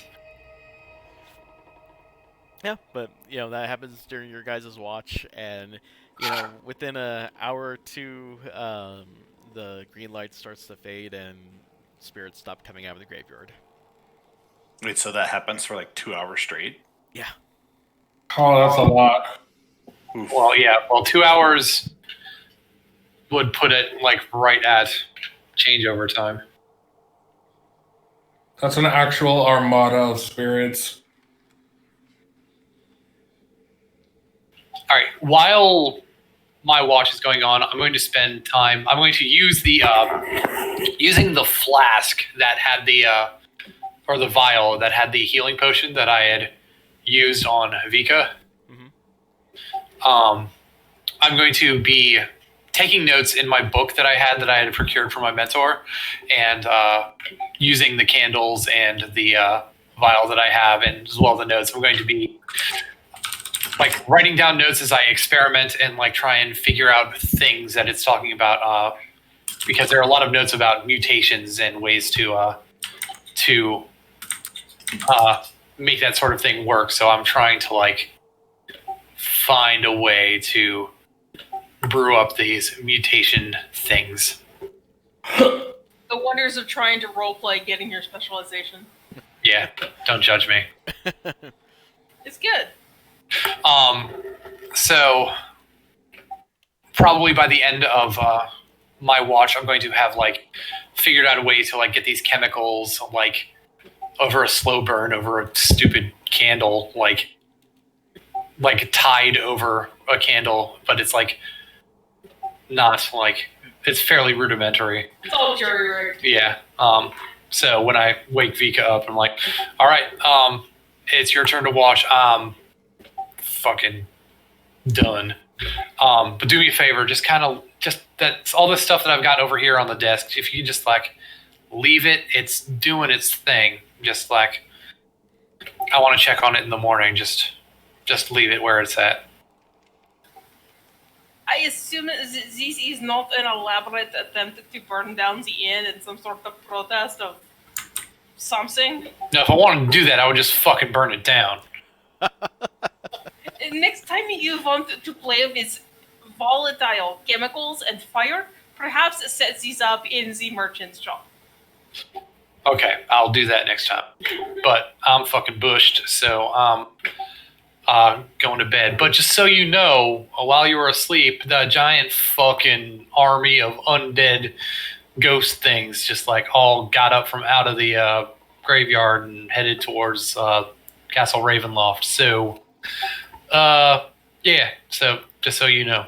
The moment that he mentions our procession of ghosts at midnight, Vika freezes, and if it weren't for the fur, her face would be pallid. Was there frost? Was there ice? Did it come and knock it? No knocking, no frost. They were green and eerie lit. It looked very different from your situation. Vika just her left hand, the one with the ring, just keeps clenching and then clenching. Our characters are going to have a lot of fun together. Indeed. Yeah, I didn't want. I wanted you to get whatever rest you could, so I didn't bother you with it until it was time. If anything happens, wake me up. But I'm gonna try and get some shut eye. Vika, terrified, just kind of sits in the corner, in the farthest corner from the desk, and just keeps like staring at the weapon that she inherited from her grandfather, trying to figure out how the runes that are engraved on it work. About 10 minutes later, you hear a voice saying, "Are you gonna do that all night?" All right. At least I did not try to burn down in. It's just, if you could stop with the look. I'm sorry. Would you rather I didn't tell you anything about it? I would rather not be trapped in landfill this specter. We all would be, but here we are. We have to just make do. All right. All right. As you guys are moving between all this, I need you all to make a wisdom saving throw. Oh. Fantastic. Man, I'm glad I didn't make that concoction then. If nothing comes of this, I had some little flip. That's gonna be a big ass 4. Ooh. 11. 9. So, Wow. So we're doing great. Then we all get mind controlled and die. Yeah, that's the end. Is it time? Oh God. All right. We all had backup characters, right? All right. Anyone who got a 10 or better. Okay. Really? So this is what happens: is that as the procession ends, you end up hearing a screaming, but this screaming isn't something that you hear vocally. It's in your mind, and Fantastic. with those of you who rolled a 10 or better, it only, you only feel a slight pain for just mere seconds, but for everyone else, you feel an agonizing pain that lasts a full minute, and it seems to be coming in the direction of where Lyndon is. Oh, even. Great. Of This is where our problem. Lyndon is? Uh-huh. Quinn, are you alright? Fucking no! Does, Vika Go grabs Quinn and carries him, and then starts running toward where Lyndon was. this was during the first shift, correct? Or like during switchover? It's like on the Switchover. switchover, yeah. Okay, I know I was going to ask if weird they about woke up him. Matilda. Yeah, you all feel that going through you. I mean, for some it only lasted seconds. For others, it lasted almost a full minute. But you feel that you feel a psychic scream that resonates through your mind. No, that's what I'm saying. Like at this point in time, I'm assuming I woke up. Do I notice anything weird? Yeah, you're in the room with me. That's what I'm saying. Do I notice Yeah. anything weird? You definitely notice something weird. I will explain it when everybody else barges into the room. Well, Alright. I'm guessing that my head is like gonna explode, so I'm just kind of crumpled on the floor. You said it lasts for a minute, right? Yeah. Yeah. Yeah, so Quinn is just thrown over Vika's shoulder, and she is just barreling down the hallway toward Lyndon's room. What the fuck is going on? I'll push open my door and see if there's any other commotion going on, and you'll see me trying my best to. You'll see Noodle Arm Sailors trying to pull Goliath out of the room. I don't see that as going well. If your room is like between us, I will probably just like drop Quinn in a heap like right behind you, and then I'm going to like lower my head, my horns down, and I charge through Lyndon's door. All right. Well, so what's going on here is when you walk into the room, Lyndon is in his bed, and he's probably got his hands kind of like, embracing his head. And both of his eyes are shining a bright purple light. Hell yeah. And he's definitely got his mouth open, like it looks like he's screaming. And it sounds like he's screaming, but it's definitely in your head. In addition to that, all around him, you see him like from his hands, there's two from each hand. There is a purple, glowing. I don't want to say what's the opposite of opaque? Translucent? Transparent? Translucent. So translucent purplish tentacles that are wrapping around him, and you can kind of see like the ends of the tentacles are tickling his head. Like it kind of looks like they're trying to get into his skull where his injury was, but they're just kind of touching it. Hell yeah. And so you just see him kind of like catatonically rolling like that. I mean, like I said, his eyes are open, his mouth is open, but you're not sure if he's awake. He might be having a night terror, which some of you have had experience with, but this is not the level of night terror you've seen him have before. So this And is you've much definitely worth and you've never seen anything like this before. Like you've never seen purplish glowing eyes and tentacles before.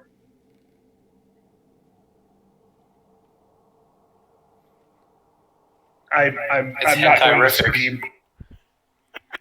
I'll run over to him and try to first inspect him to see if he seems like he's sustaining any damage, and to try and wake him up.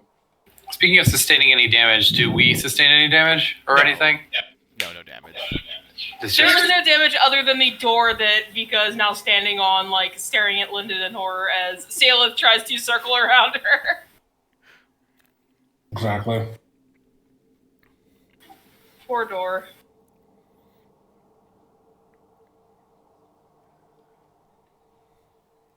Salith, what is happening to him? I'm laughing at this point, like, how, what, I don't know. I'm trying to figure it out. This is why we brought him to you in the first place. This is the first time I have seen something this bad with him.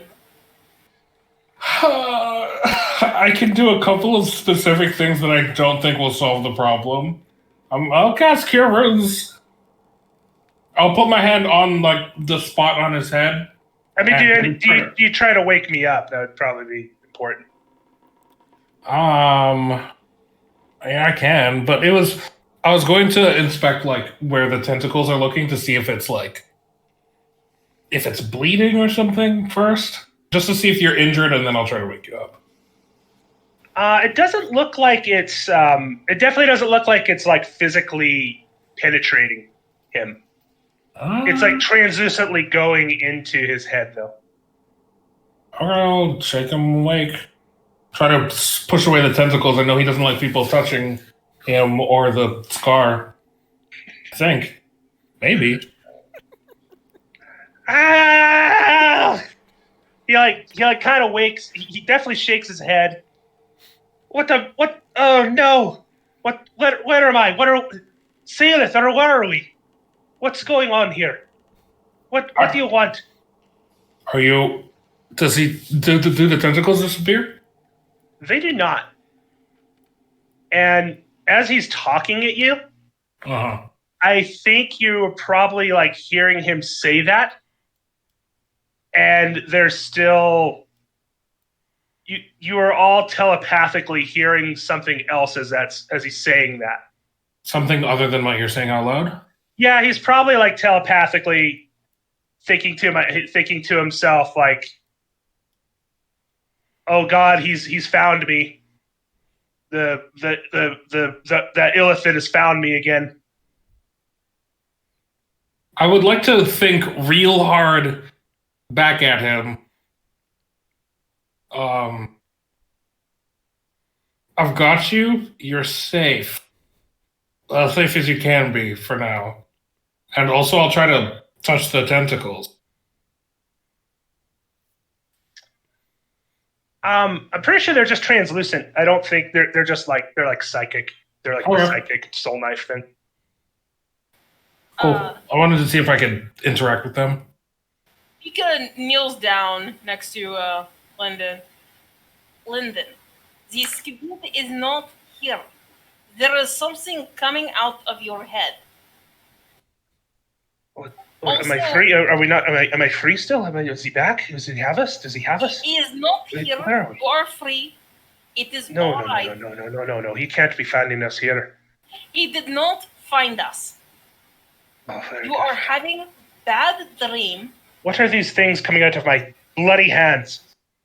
As you look at him, like as he kind of whips it up, like his hands, like I said, they get a little smaller. They're not like wrapping around him anymore. Like once you wake him up, but like they're like kind of retracting towards his wrists.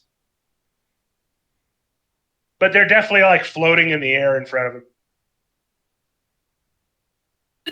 Is it fucking time? Time for what? What are you talking about? You turn, you look up at the doorway as Quinn is standing there, like almost doubled over in pain, with his crossbow trained right at your head. He seems to still be himself.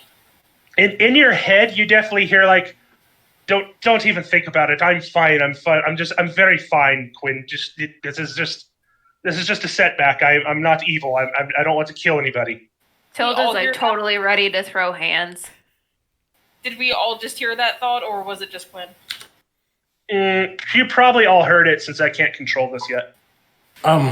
Does I may be wrong. Go ahead. Oh.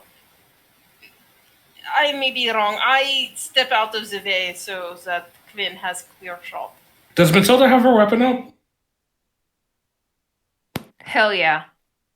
Okay, Salith is going to cast Reduce with Twin Spell on Matilda's weapon and Quinn's crossbow. Do they affect weapons? You can cause a creature or object you can see within range to grow larger or smaller. I thought it was just creatures. Yeah, I did not realize that it worked on an object. Oh. I think that if it's being used by someone, there's a saving throw, probably. I mean, I guess, or some such thing. I did not fully read it. I was like, ooh, objects. Real quick.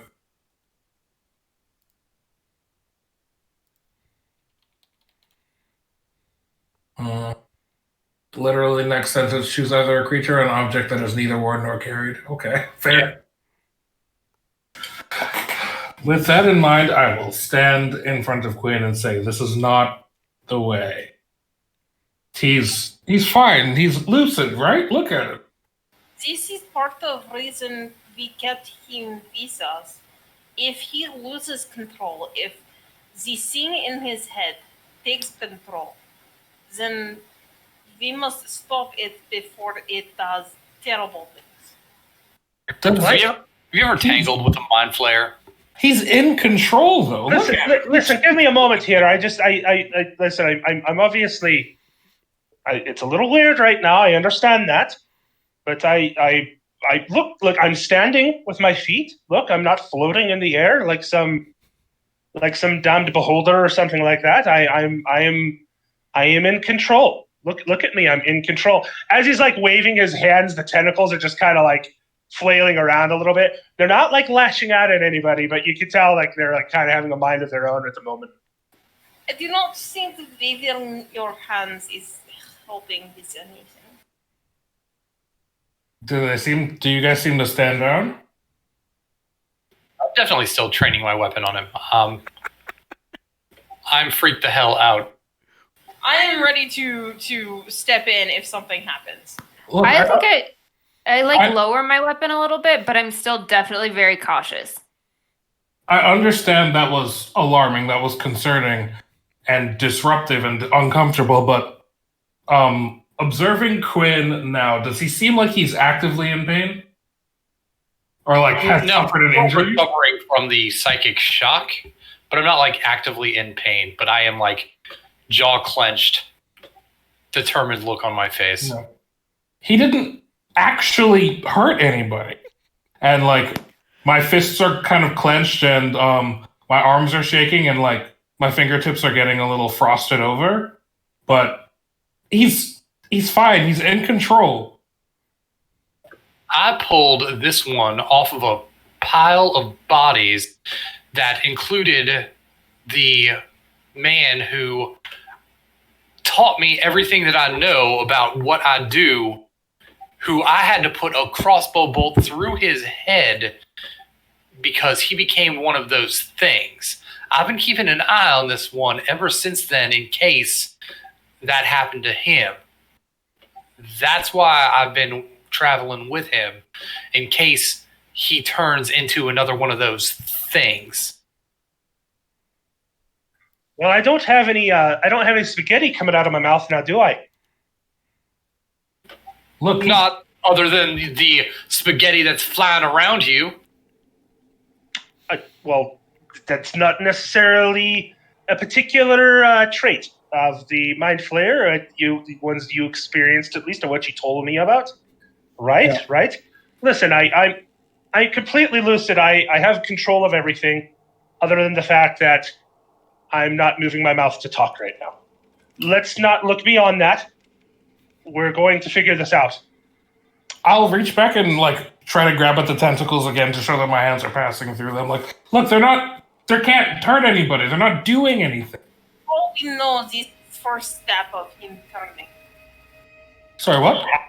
How do I know that I can trust him not to turn into a monster in our sleep and eat our brains? Saladin's kind of crying at this point, and says, "You just have to believe in him. That he's a good person. He'll." This has nothing to do with the Linden from before. This has everything to do with what they put into him. This isn't a question of if Linden is bad person. It is question of what they did to him, taking control of his body. Look, something like this happened to me. Obviously not specifically this. This seems more extravagant than what happened to me, but I actually hurt people. And I learned to control it. This is not I'm something good you with it. learn to control. How do you know that? Changes you. Because we saw it with Quinn's teacher. I was We saw changed. he change. I wasn't always blue. I didn't always have horns. I know it's a different scenario. But we can't just kill him.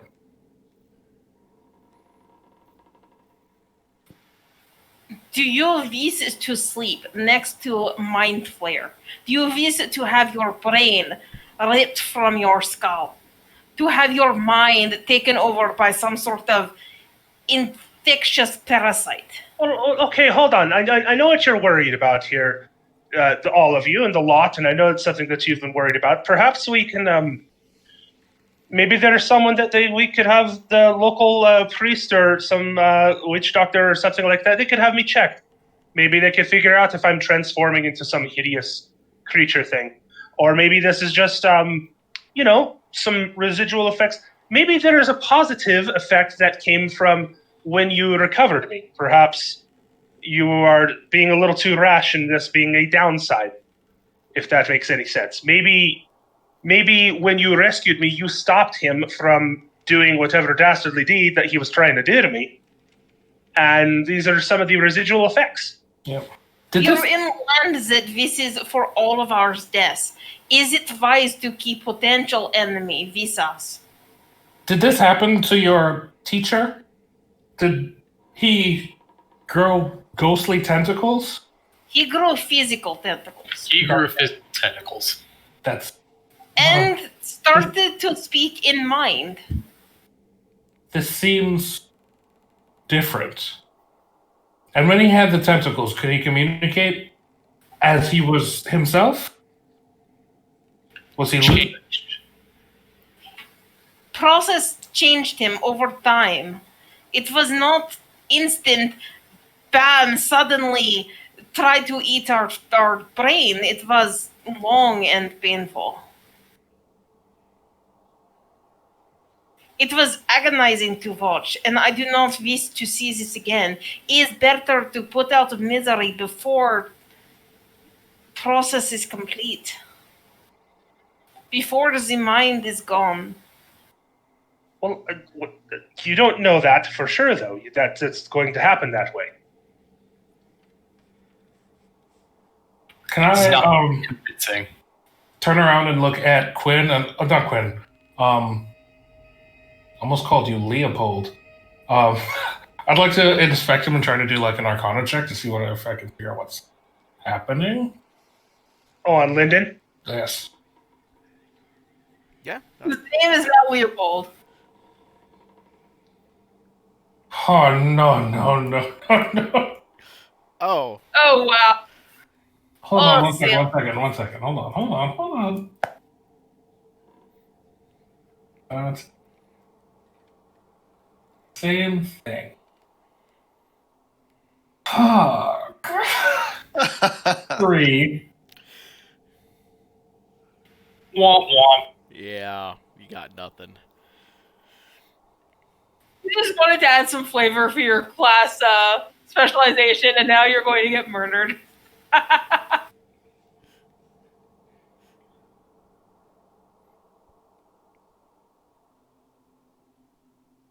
The frost is like spreading up Salah's fingers to her hands and now arms and such.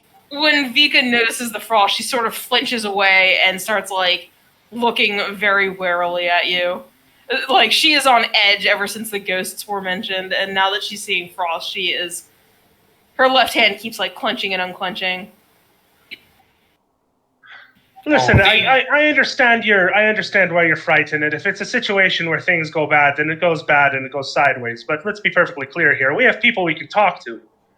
There's this this oracle, Madame Ava. Maybe she has something for us, or I'm sure there's a priest or someone in town that we can talk to. I'm sure they deal with this sort of thing. And, if you're worried about watching over me, if you think I'm going to go buggy-eyed and crazy, then by all means. But I do not think that's what's going on here. I'm still me. I'm still myself. I still appear to have some semblance of reality. Vika just turns around, leaves the room, and goes to look for her pack. And after a minute, comes back with her coil of rope. Look, I will not let you kill it. I will not let another thing go wild and force Quinn to kill another companion who has suffered this. We will tie you. You will remain here alone. And then we will take you to see something. To see if whatever has happened is reversible. Well, that seems completely reasonable coming from all of you. That's perfectly fine. What if I stay with him? Is dangerous. We've done so many dangerous things. This is not normal dangerous. We've done so many not normal dangerous things. If infects you too, then it will not end well for either of you. Then so be it. Based on the path I've chosen, I cannot see life ending well for me. Or any of us, to be honest. We've chosen the... Never mind. I'll stay with him. I'll make sure that nothing happens. I wouldn't turn your back for a second. Keep your My back eye has been to him this whole time. all night. Do not look away. Do not trust anything he says. Do not untie him and do not approach. And I will tie him up very carefully. It is 50 feet of rope. He is bound completely. Roll me a sleight of hand, just out of curiosity. Oh, it's not going to go well for me. Quinn, do you want to help me? No. Okay, fantastic. That's a big old 14. Yeah, it's a pretty good tight knot on him. You don't think that it's gonna come loose unless someone messes with it on the outside, but there's no way for him to mess with it on the inside at least. Alright. Remember, do not approach, do not untie him.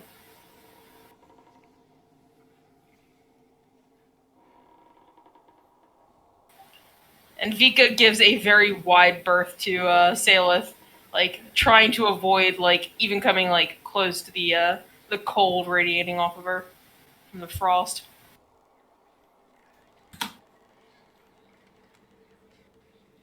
Once it seemed like I wouldn't have to fight, it started to go down. All right. Like receding back to her fingertip. Well, this was fun. Fun, yeah. Let us go back to the room. You need to get some rest as well. Yeah, I'm gonna try.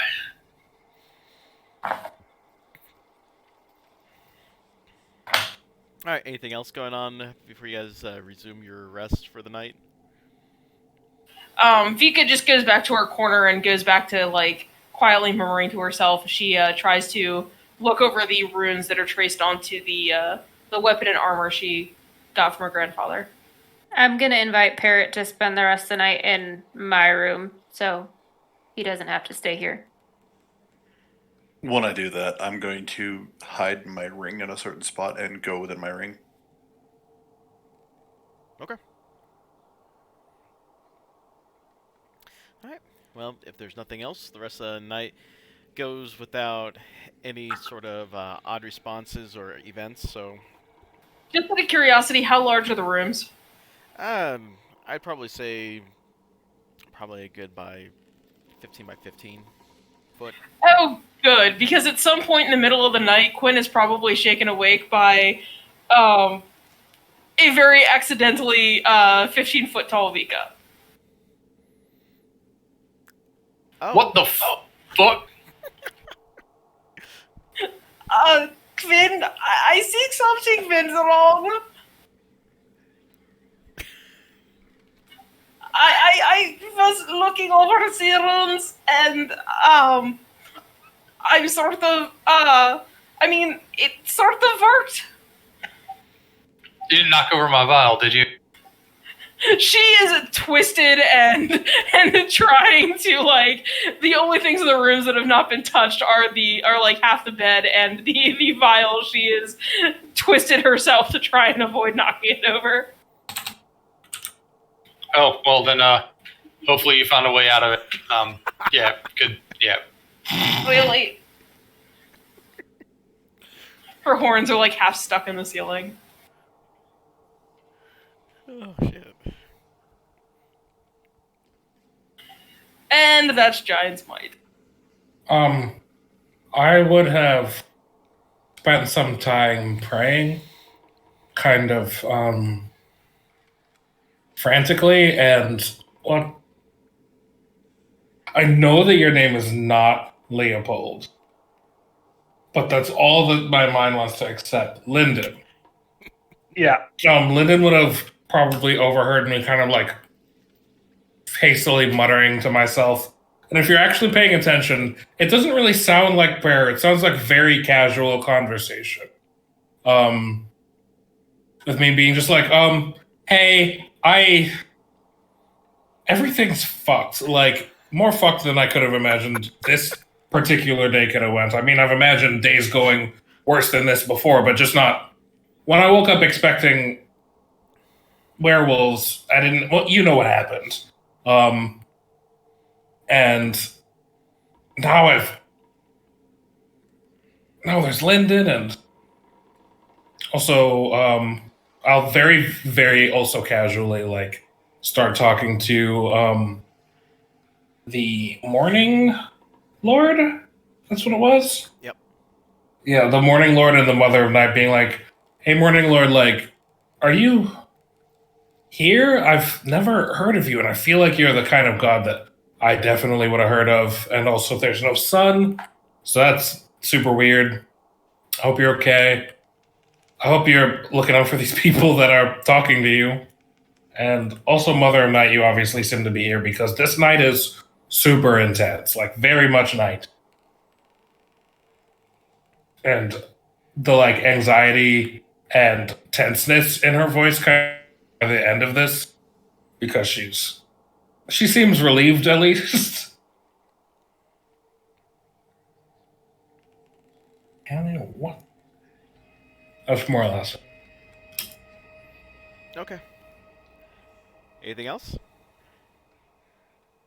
No. All right. Anything from Lyndon, Parrot, or Matilda for the rest of the night? Oh, I probably just try to spend the night trying to control what's going on with these tentacles, which probably involves me, like trying to make them go away. But I don't know if that's able to happen yet. But I try to keep them from, flailing around and doing weird things.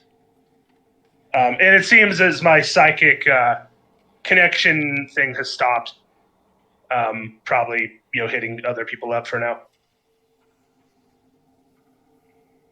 Oh, and I also do everything not to just break free of this rope. Because, that's what I do. I'm a rogue. I see him struggling or wiggling around, I guess, squirming maybe, and asked if you wanted any help with anything. Oh no! I'm just I'm just trying to see if I can control or get this weird stuff to calm down. We really need to talk to someone though. There's got to be someone out there.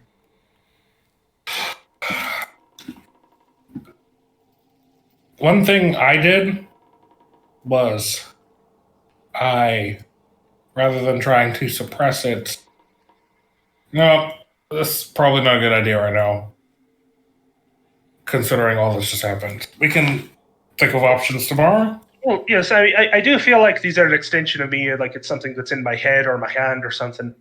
But I really don't want to unleash them on anybody around here because I would, probably upset Quinn. But for now, we're just going to I'll try to keep my mind around it and keep my head down. Mm-hmm. When we're in more isolation, I would suggest really kind of embracing it and seeing what it can do. Oh, sure, You'd sure. be more comfortable with it, I suppose.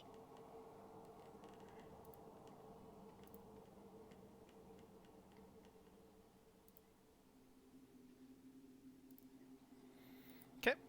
Anything else from anyone for before you guys break out for the morning?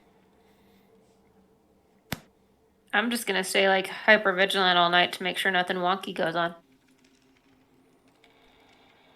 The sudden loud clanging from the room next door apparently does not trigger anything.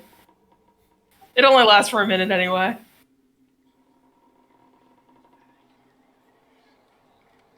It just proves our suspicions about Quinn and Vika.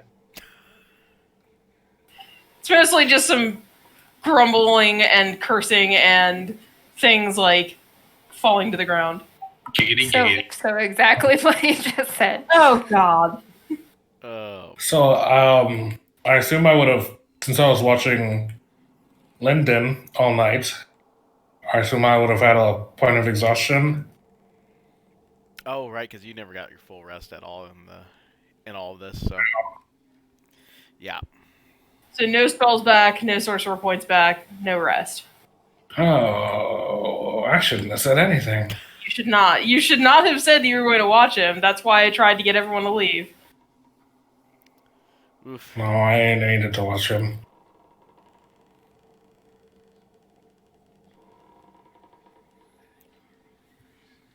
Well, it just wouldn't be. It just wouldn't be horror if things weren't going well, or if things were going well. All right. Anything else? That's it for me, I think. Okay. Well, nothing else. You guys end up waking up. You see that the sky outside starts to brighten, even though, you barely can tell a difference between the fact that it just seems like a regular day when, there'd be a heavy thunderstorm. That's how much sunlight there is outside. It's still a very dark and brooding atmosphere outside. So for the rest of us, we got our long rest. Yeah. Yeah, I feel like I got my sleep in the first half. Long rest. Huzzah. Alright,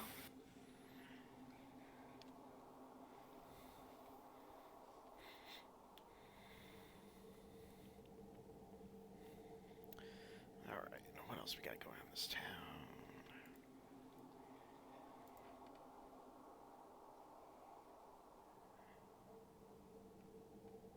I'm really confused about the take a long rest button. Like, does it actually restore everything, or do you still have to go through and do it yourself? It does. You just have to confirm it. It won't restore magical items, but it will restore everything else. But it doesn't look like it's returning my HP. What did you say you think I have to do? After you hit the long rest, there should be a confirmation dialog that shows up on the right side that says take a long rest. You have to click on that. Oh, I see what happened there. It actually, like, when I click on it, it says, never mind. You have to It's all confirm. good. Yeah, you have to confirm once you click on it. But, like, it says it in, like, 3 seconds. So that makes perfect sense. Yep. Okay. I've been trying to figure that out. Yeah, the short rest does it too. Asks you to confirm.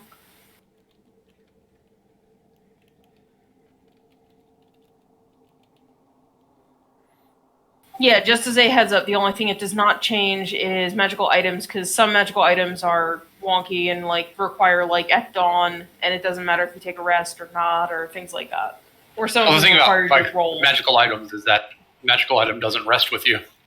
It's a fucking sword. True. Some of them also require you to make a roll to see how many charges come back, and so it doesn't do that for you. You have to do it yourself.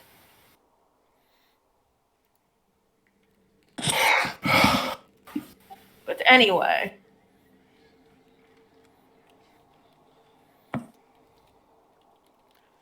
Alright, so you guys all get your full night's rest except for poor Salith, and it's morning now.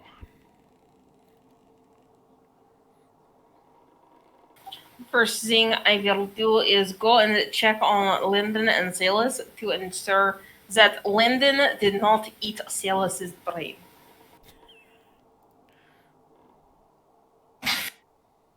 Oh, top of the morning to you. How'd it go, Vika? Is he still bound by the rope? Yeah, I didn't break out. I just sort of grab him and heft him under an arm. Like a sack of potato. Well, this is a new morning ritual indeed. Until we are certain you are not going to eat anybody's brain, you are staying bound. Might I make a suggestion? But If we're going to be traveling through this knowingly incredibly hostile town, space rather, that's littered with monsters, having him bound is going to be a significant hindrance to our abilities.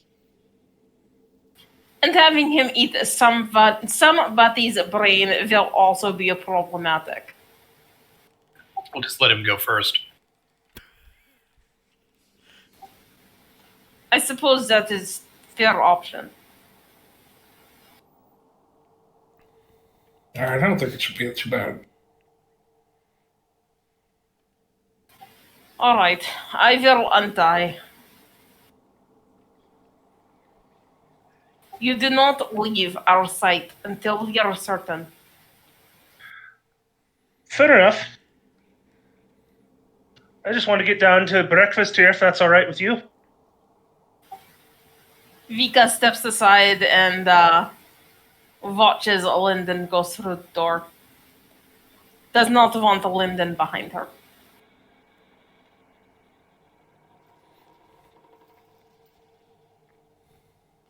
Yeah, at this point, like the you don't see, probably at this point after you in time, you don't see any translucent tentacles right now, and the glowing of his eyes is a lot more dimmer than it was before, so it's not as bright. It's actually calmed down a bit.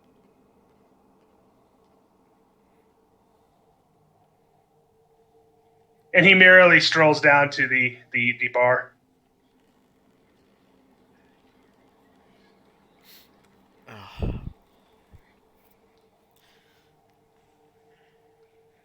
All right. Anyone else have any business to do this morning before you guys all settle down for breakfast? No. Okay. Yeah. So you guys are back down at the bar level, and see the barkeep just yet again with another plate, just kind of wiping it down. Hey, top of the morning to you, Eric. It's like morning. Oh, I had a hell of a night. How about you? He kind of just looks at you. He's like, "Well, had a headache for a few seconds last night, but I'm all right." Oh yeah, well I'm sorry about that. Here I was hoping to score some more of that bread and some cheese. I could definitely use some ale for the morning too. You don't have any morning sausage or anything like that, do you? He kind of shakes his head like, "Nah, nothing that fancy. Got some jerky if you're interested." Oh, a little protein, little meat would be good for you. I I got a question for you. I am interested in knowing if there's anybody here in town who specializes in I don't know, figuring out bizarre anomalies, or like a priest, or like a shaman doctor or something of that nature, or would that be best out in would it be best out to go talk to the river folk? He kind of just looks at you. He's like, "Well, we do have Father Donovich over at the chapel just north of here.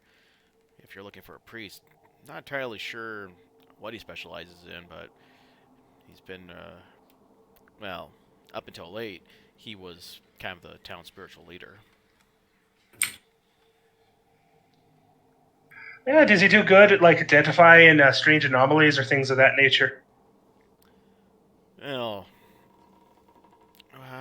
I'm not entirely sure. He was pretty good at ensuring that the town's blessings were applied appropriately. But it seems like whenever his son left a couple weeks ago, he hasn't been the same. But Hmm. Is he one of those Morning Lord followers? yep, been praying to him since he was a wee lad, I guess. My Oh, dad used to tell me that he was a devout follower even at a young age. Salif, there's a priest in town that's one of those. He's one of those followers of the Morning Lord. If you want to get closer, if you want to Hell learn a little yeah. bit more. Let's do it. Are you sure there's no one else though? It's like, afraid not. A lot of the folks here are just common folk. Uh, if you're looking for someone with more attunement to the mystical arts, I would say probably trying to seek out one of the Vistani might be better. Oh yeah, they seem to have their lay of the land, and they get to know what they know what to get to do. You think that Maida Maeva might know something too? It's like, well, if anything, she's seen quite a bit in her years. Man, woman seems to be a lot longer around than even my grandparents were, and they were around for quite a while. Even they talked about her. Oh, yes, I reckon there's a lot of people that have quite a bit of a longevity. Well, thank you for the food here. I'm going to have a little breakfast, and thanks for answering my questions. I'll throw on my gold, totally knowing that I probably caused him some psychic trauma last night. He kind of looks a little bit shocked, and he looks at you, look at the coin, looks back at you, and then he slowly takes the coin and just kind of puts it under the on the other side of the counter.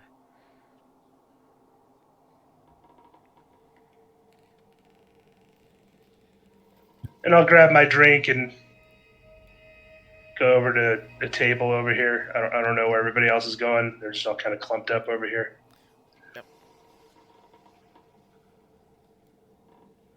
I sit down at the table in front of everybody. I'll be right here.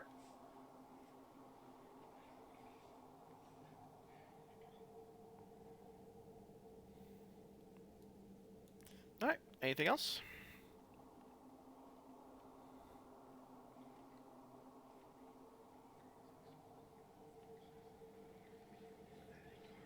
Then what is our plan? Are we going to this Morning Lord person? On a personal interest level, I would like to, but we may have other priorities. Do you think they would be able to help us in this current situation? I don't know. And Start using exorcism. on that note, what would it take for you to have your concerns no longer be a problem? I'm sure that they'll ever not be a problem as long as there's that psychic connection that he has that's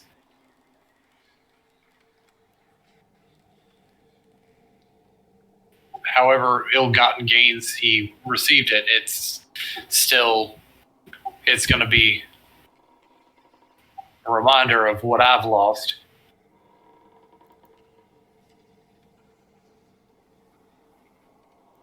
Oh, and what about what I lost?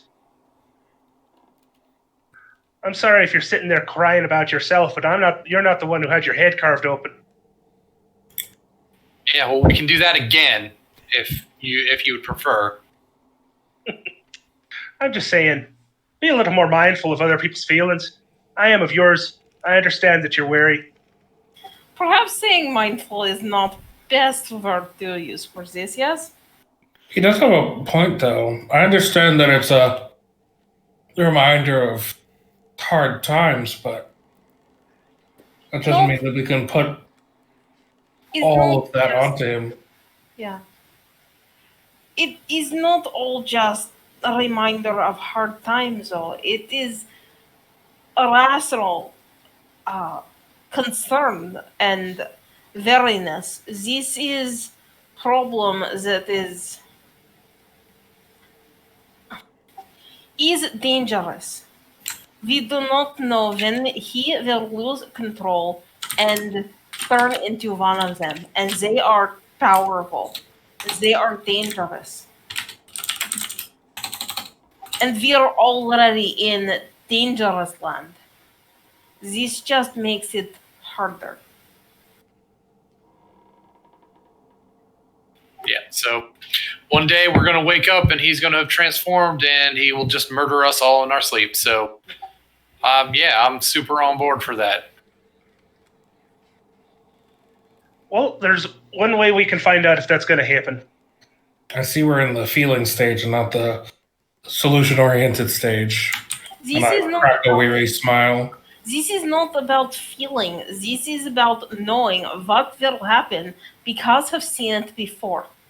Unless there is way to extract whatever it is they put in his head, then it is inevitable. I feel as though I can't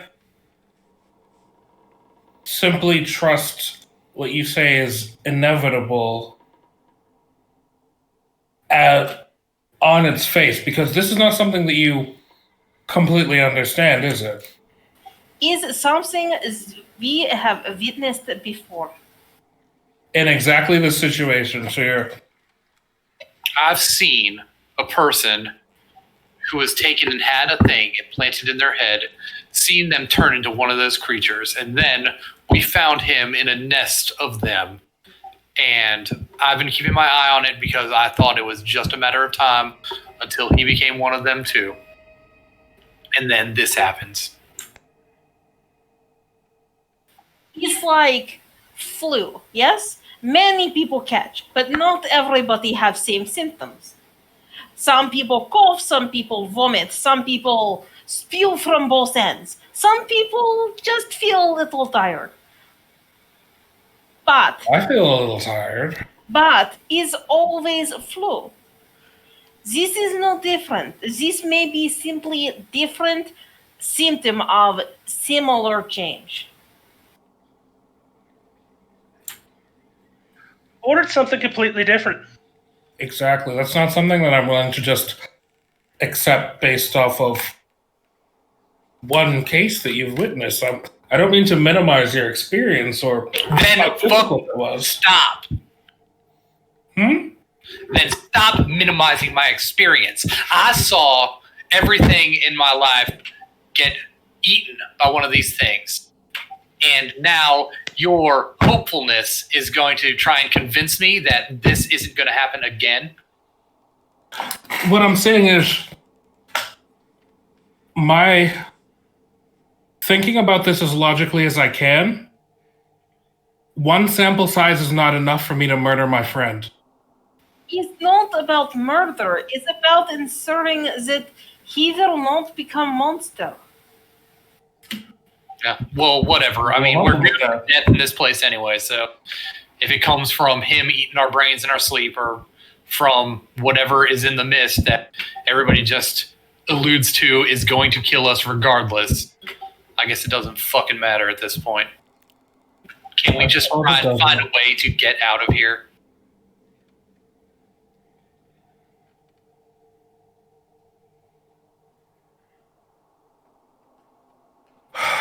I don't think anybody's disagreeing with that, Quinn. I mean, I was, but it seems that we're not getting anywhere in this, so we should move on. So what? Do we want to head to this Morning Lord church place, whatever, to see if we can do something about this, or do we want to head to the other camp that we were pointed towards, or what do we want to do? The Vistani may also have some knowledge of this. I believe that was the camp that we were talking about. The Vistani are the people down by the camp Right. with Madame Eva. She's trying to say that the Vistani might be a one-stop shop where we can talk to them about your situation as well as what we want to do in order to get out. Yeah, it seems to serve our purposes best. All right, well, let's go that way. Are we done here? Everybody gotten a chance to eat their jerky or whatever? Yeah. All right, then. Let's go. All right. Is there anything else? And if not, we'll end the session there tonight. Just while we are heading out, Vika puts her hand on Quinn's shoulder. I know this is hard. I know that this is reminding you of your teacher, but it's not his fault. He did not ask for this. And if possible, it is to save him, then we should do so. This is what your teacher would have wanted. He fought the monsters, not the innocent. Yeah, just how long is it till we're the innocent? This is why caution, but do not become the monster. Even if the naivety of others compels you to want to be so. I looked down at the vial that I had taken from the desk, and I had and the chemical in it has turned into a milky white substance. I looked down at it and I said, I don't know. Sometimes you do have to become the monster. And then I put it away in my coat pocket.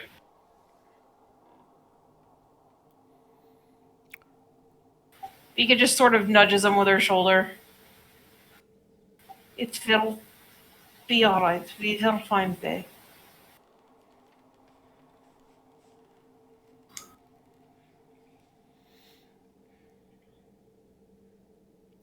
Anything else? Yeah, move on. No.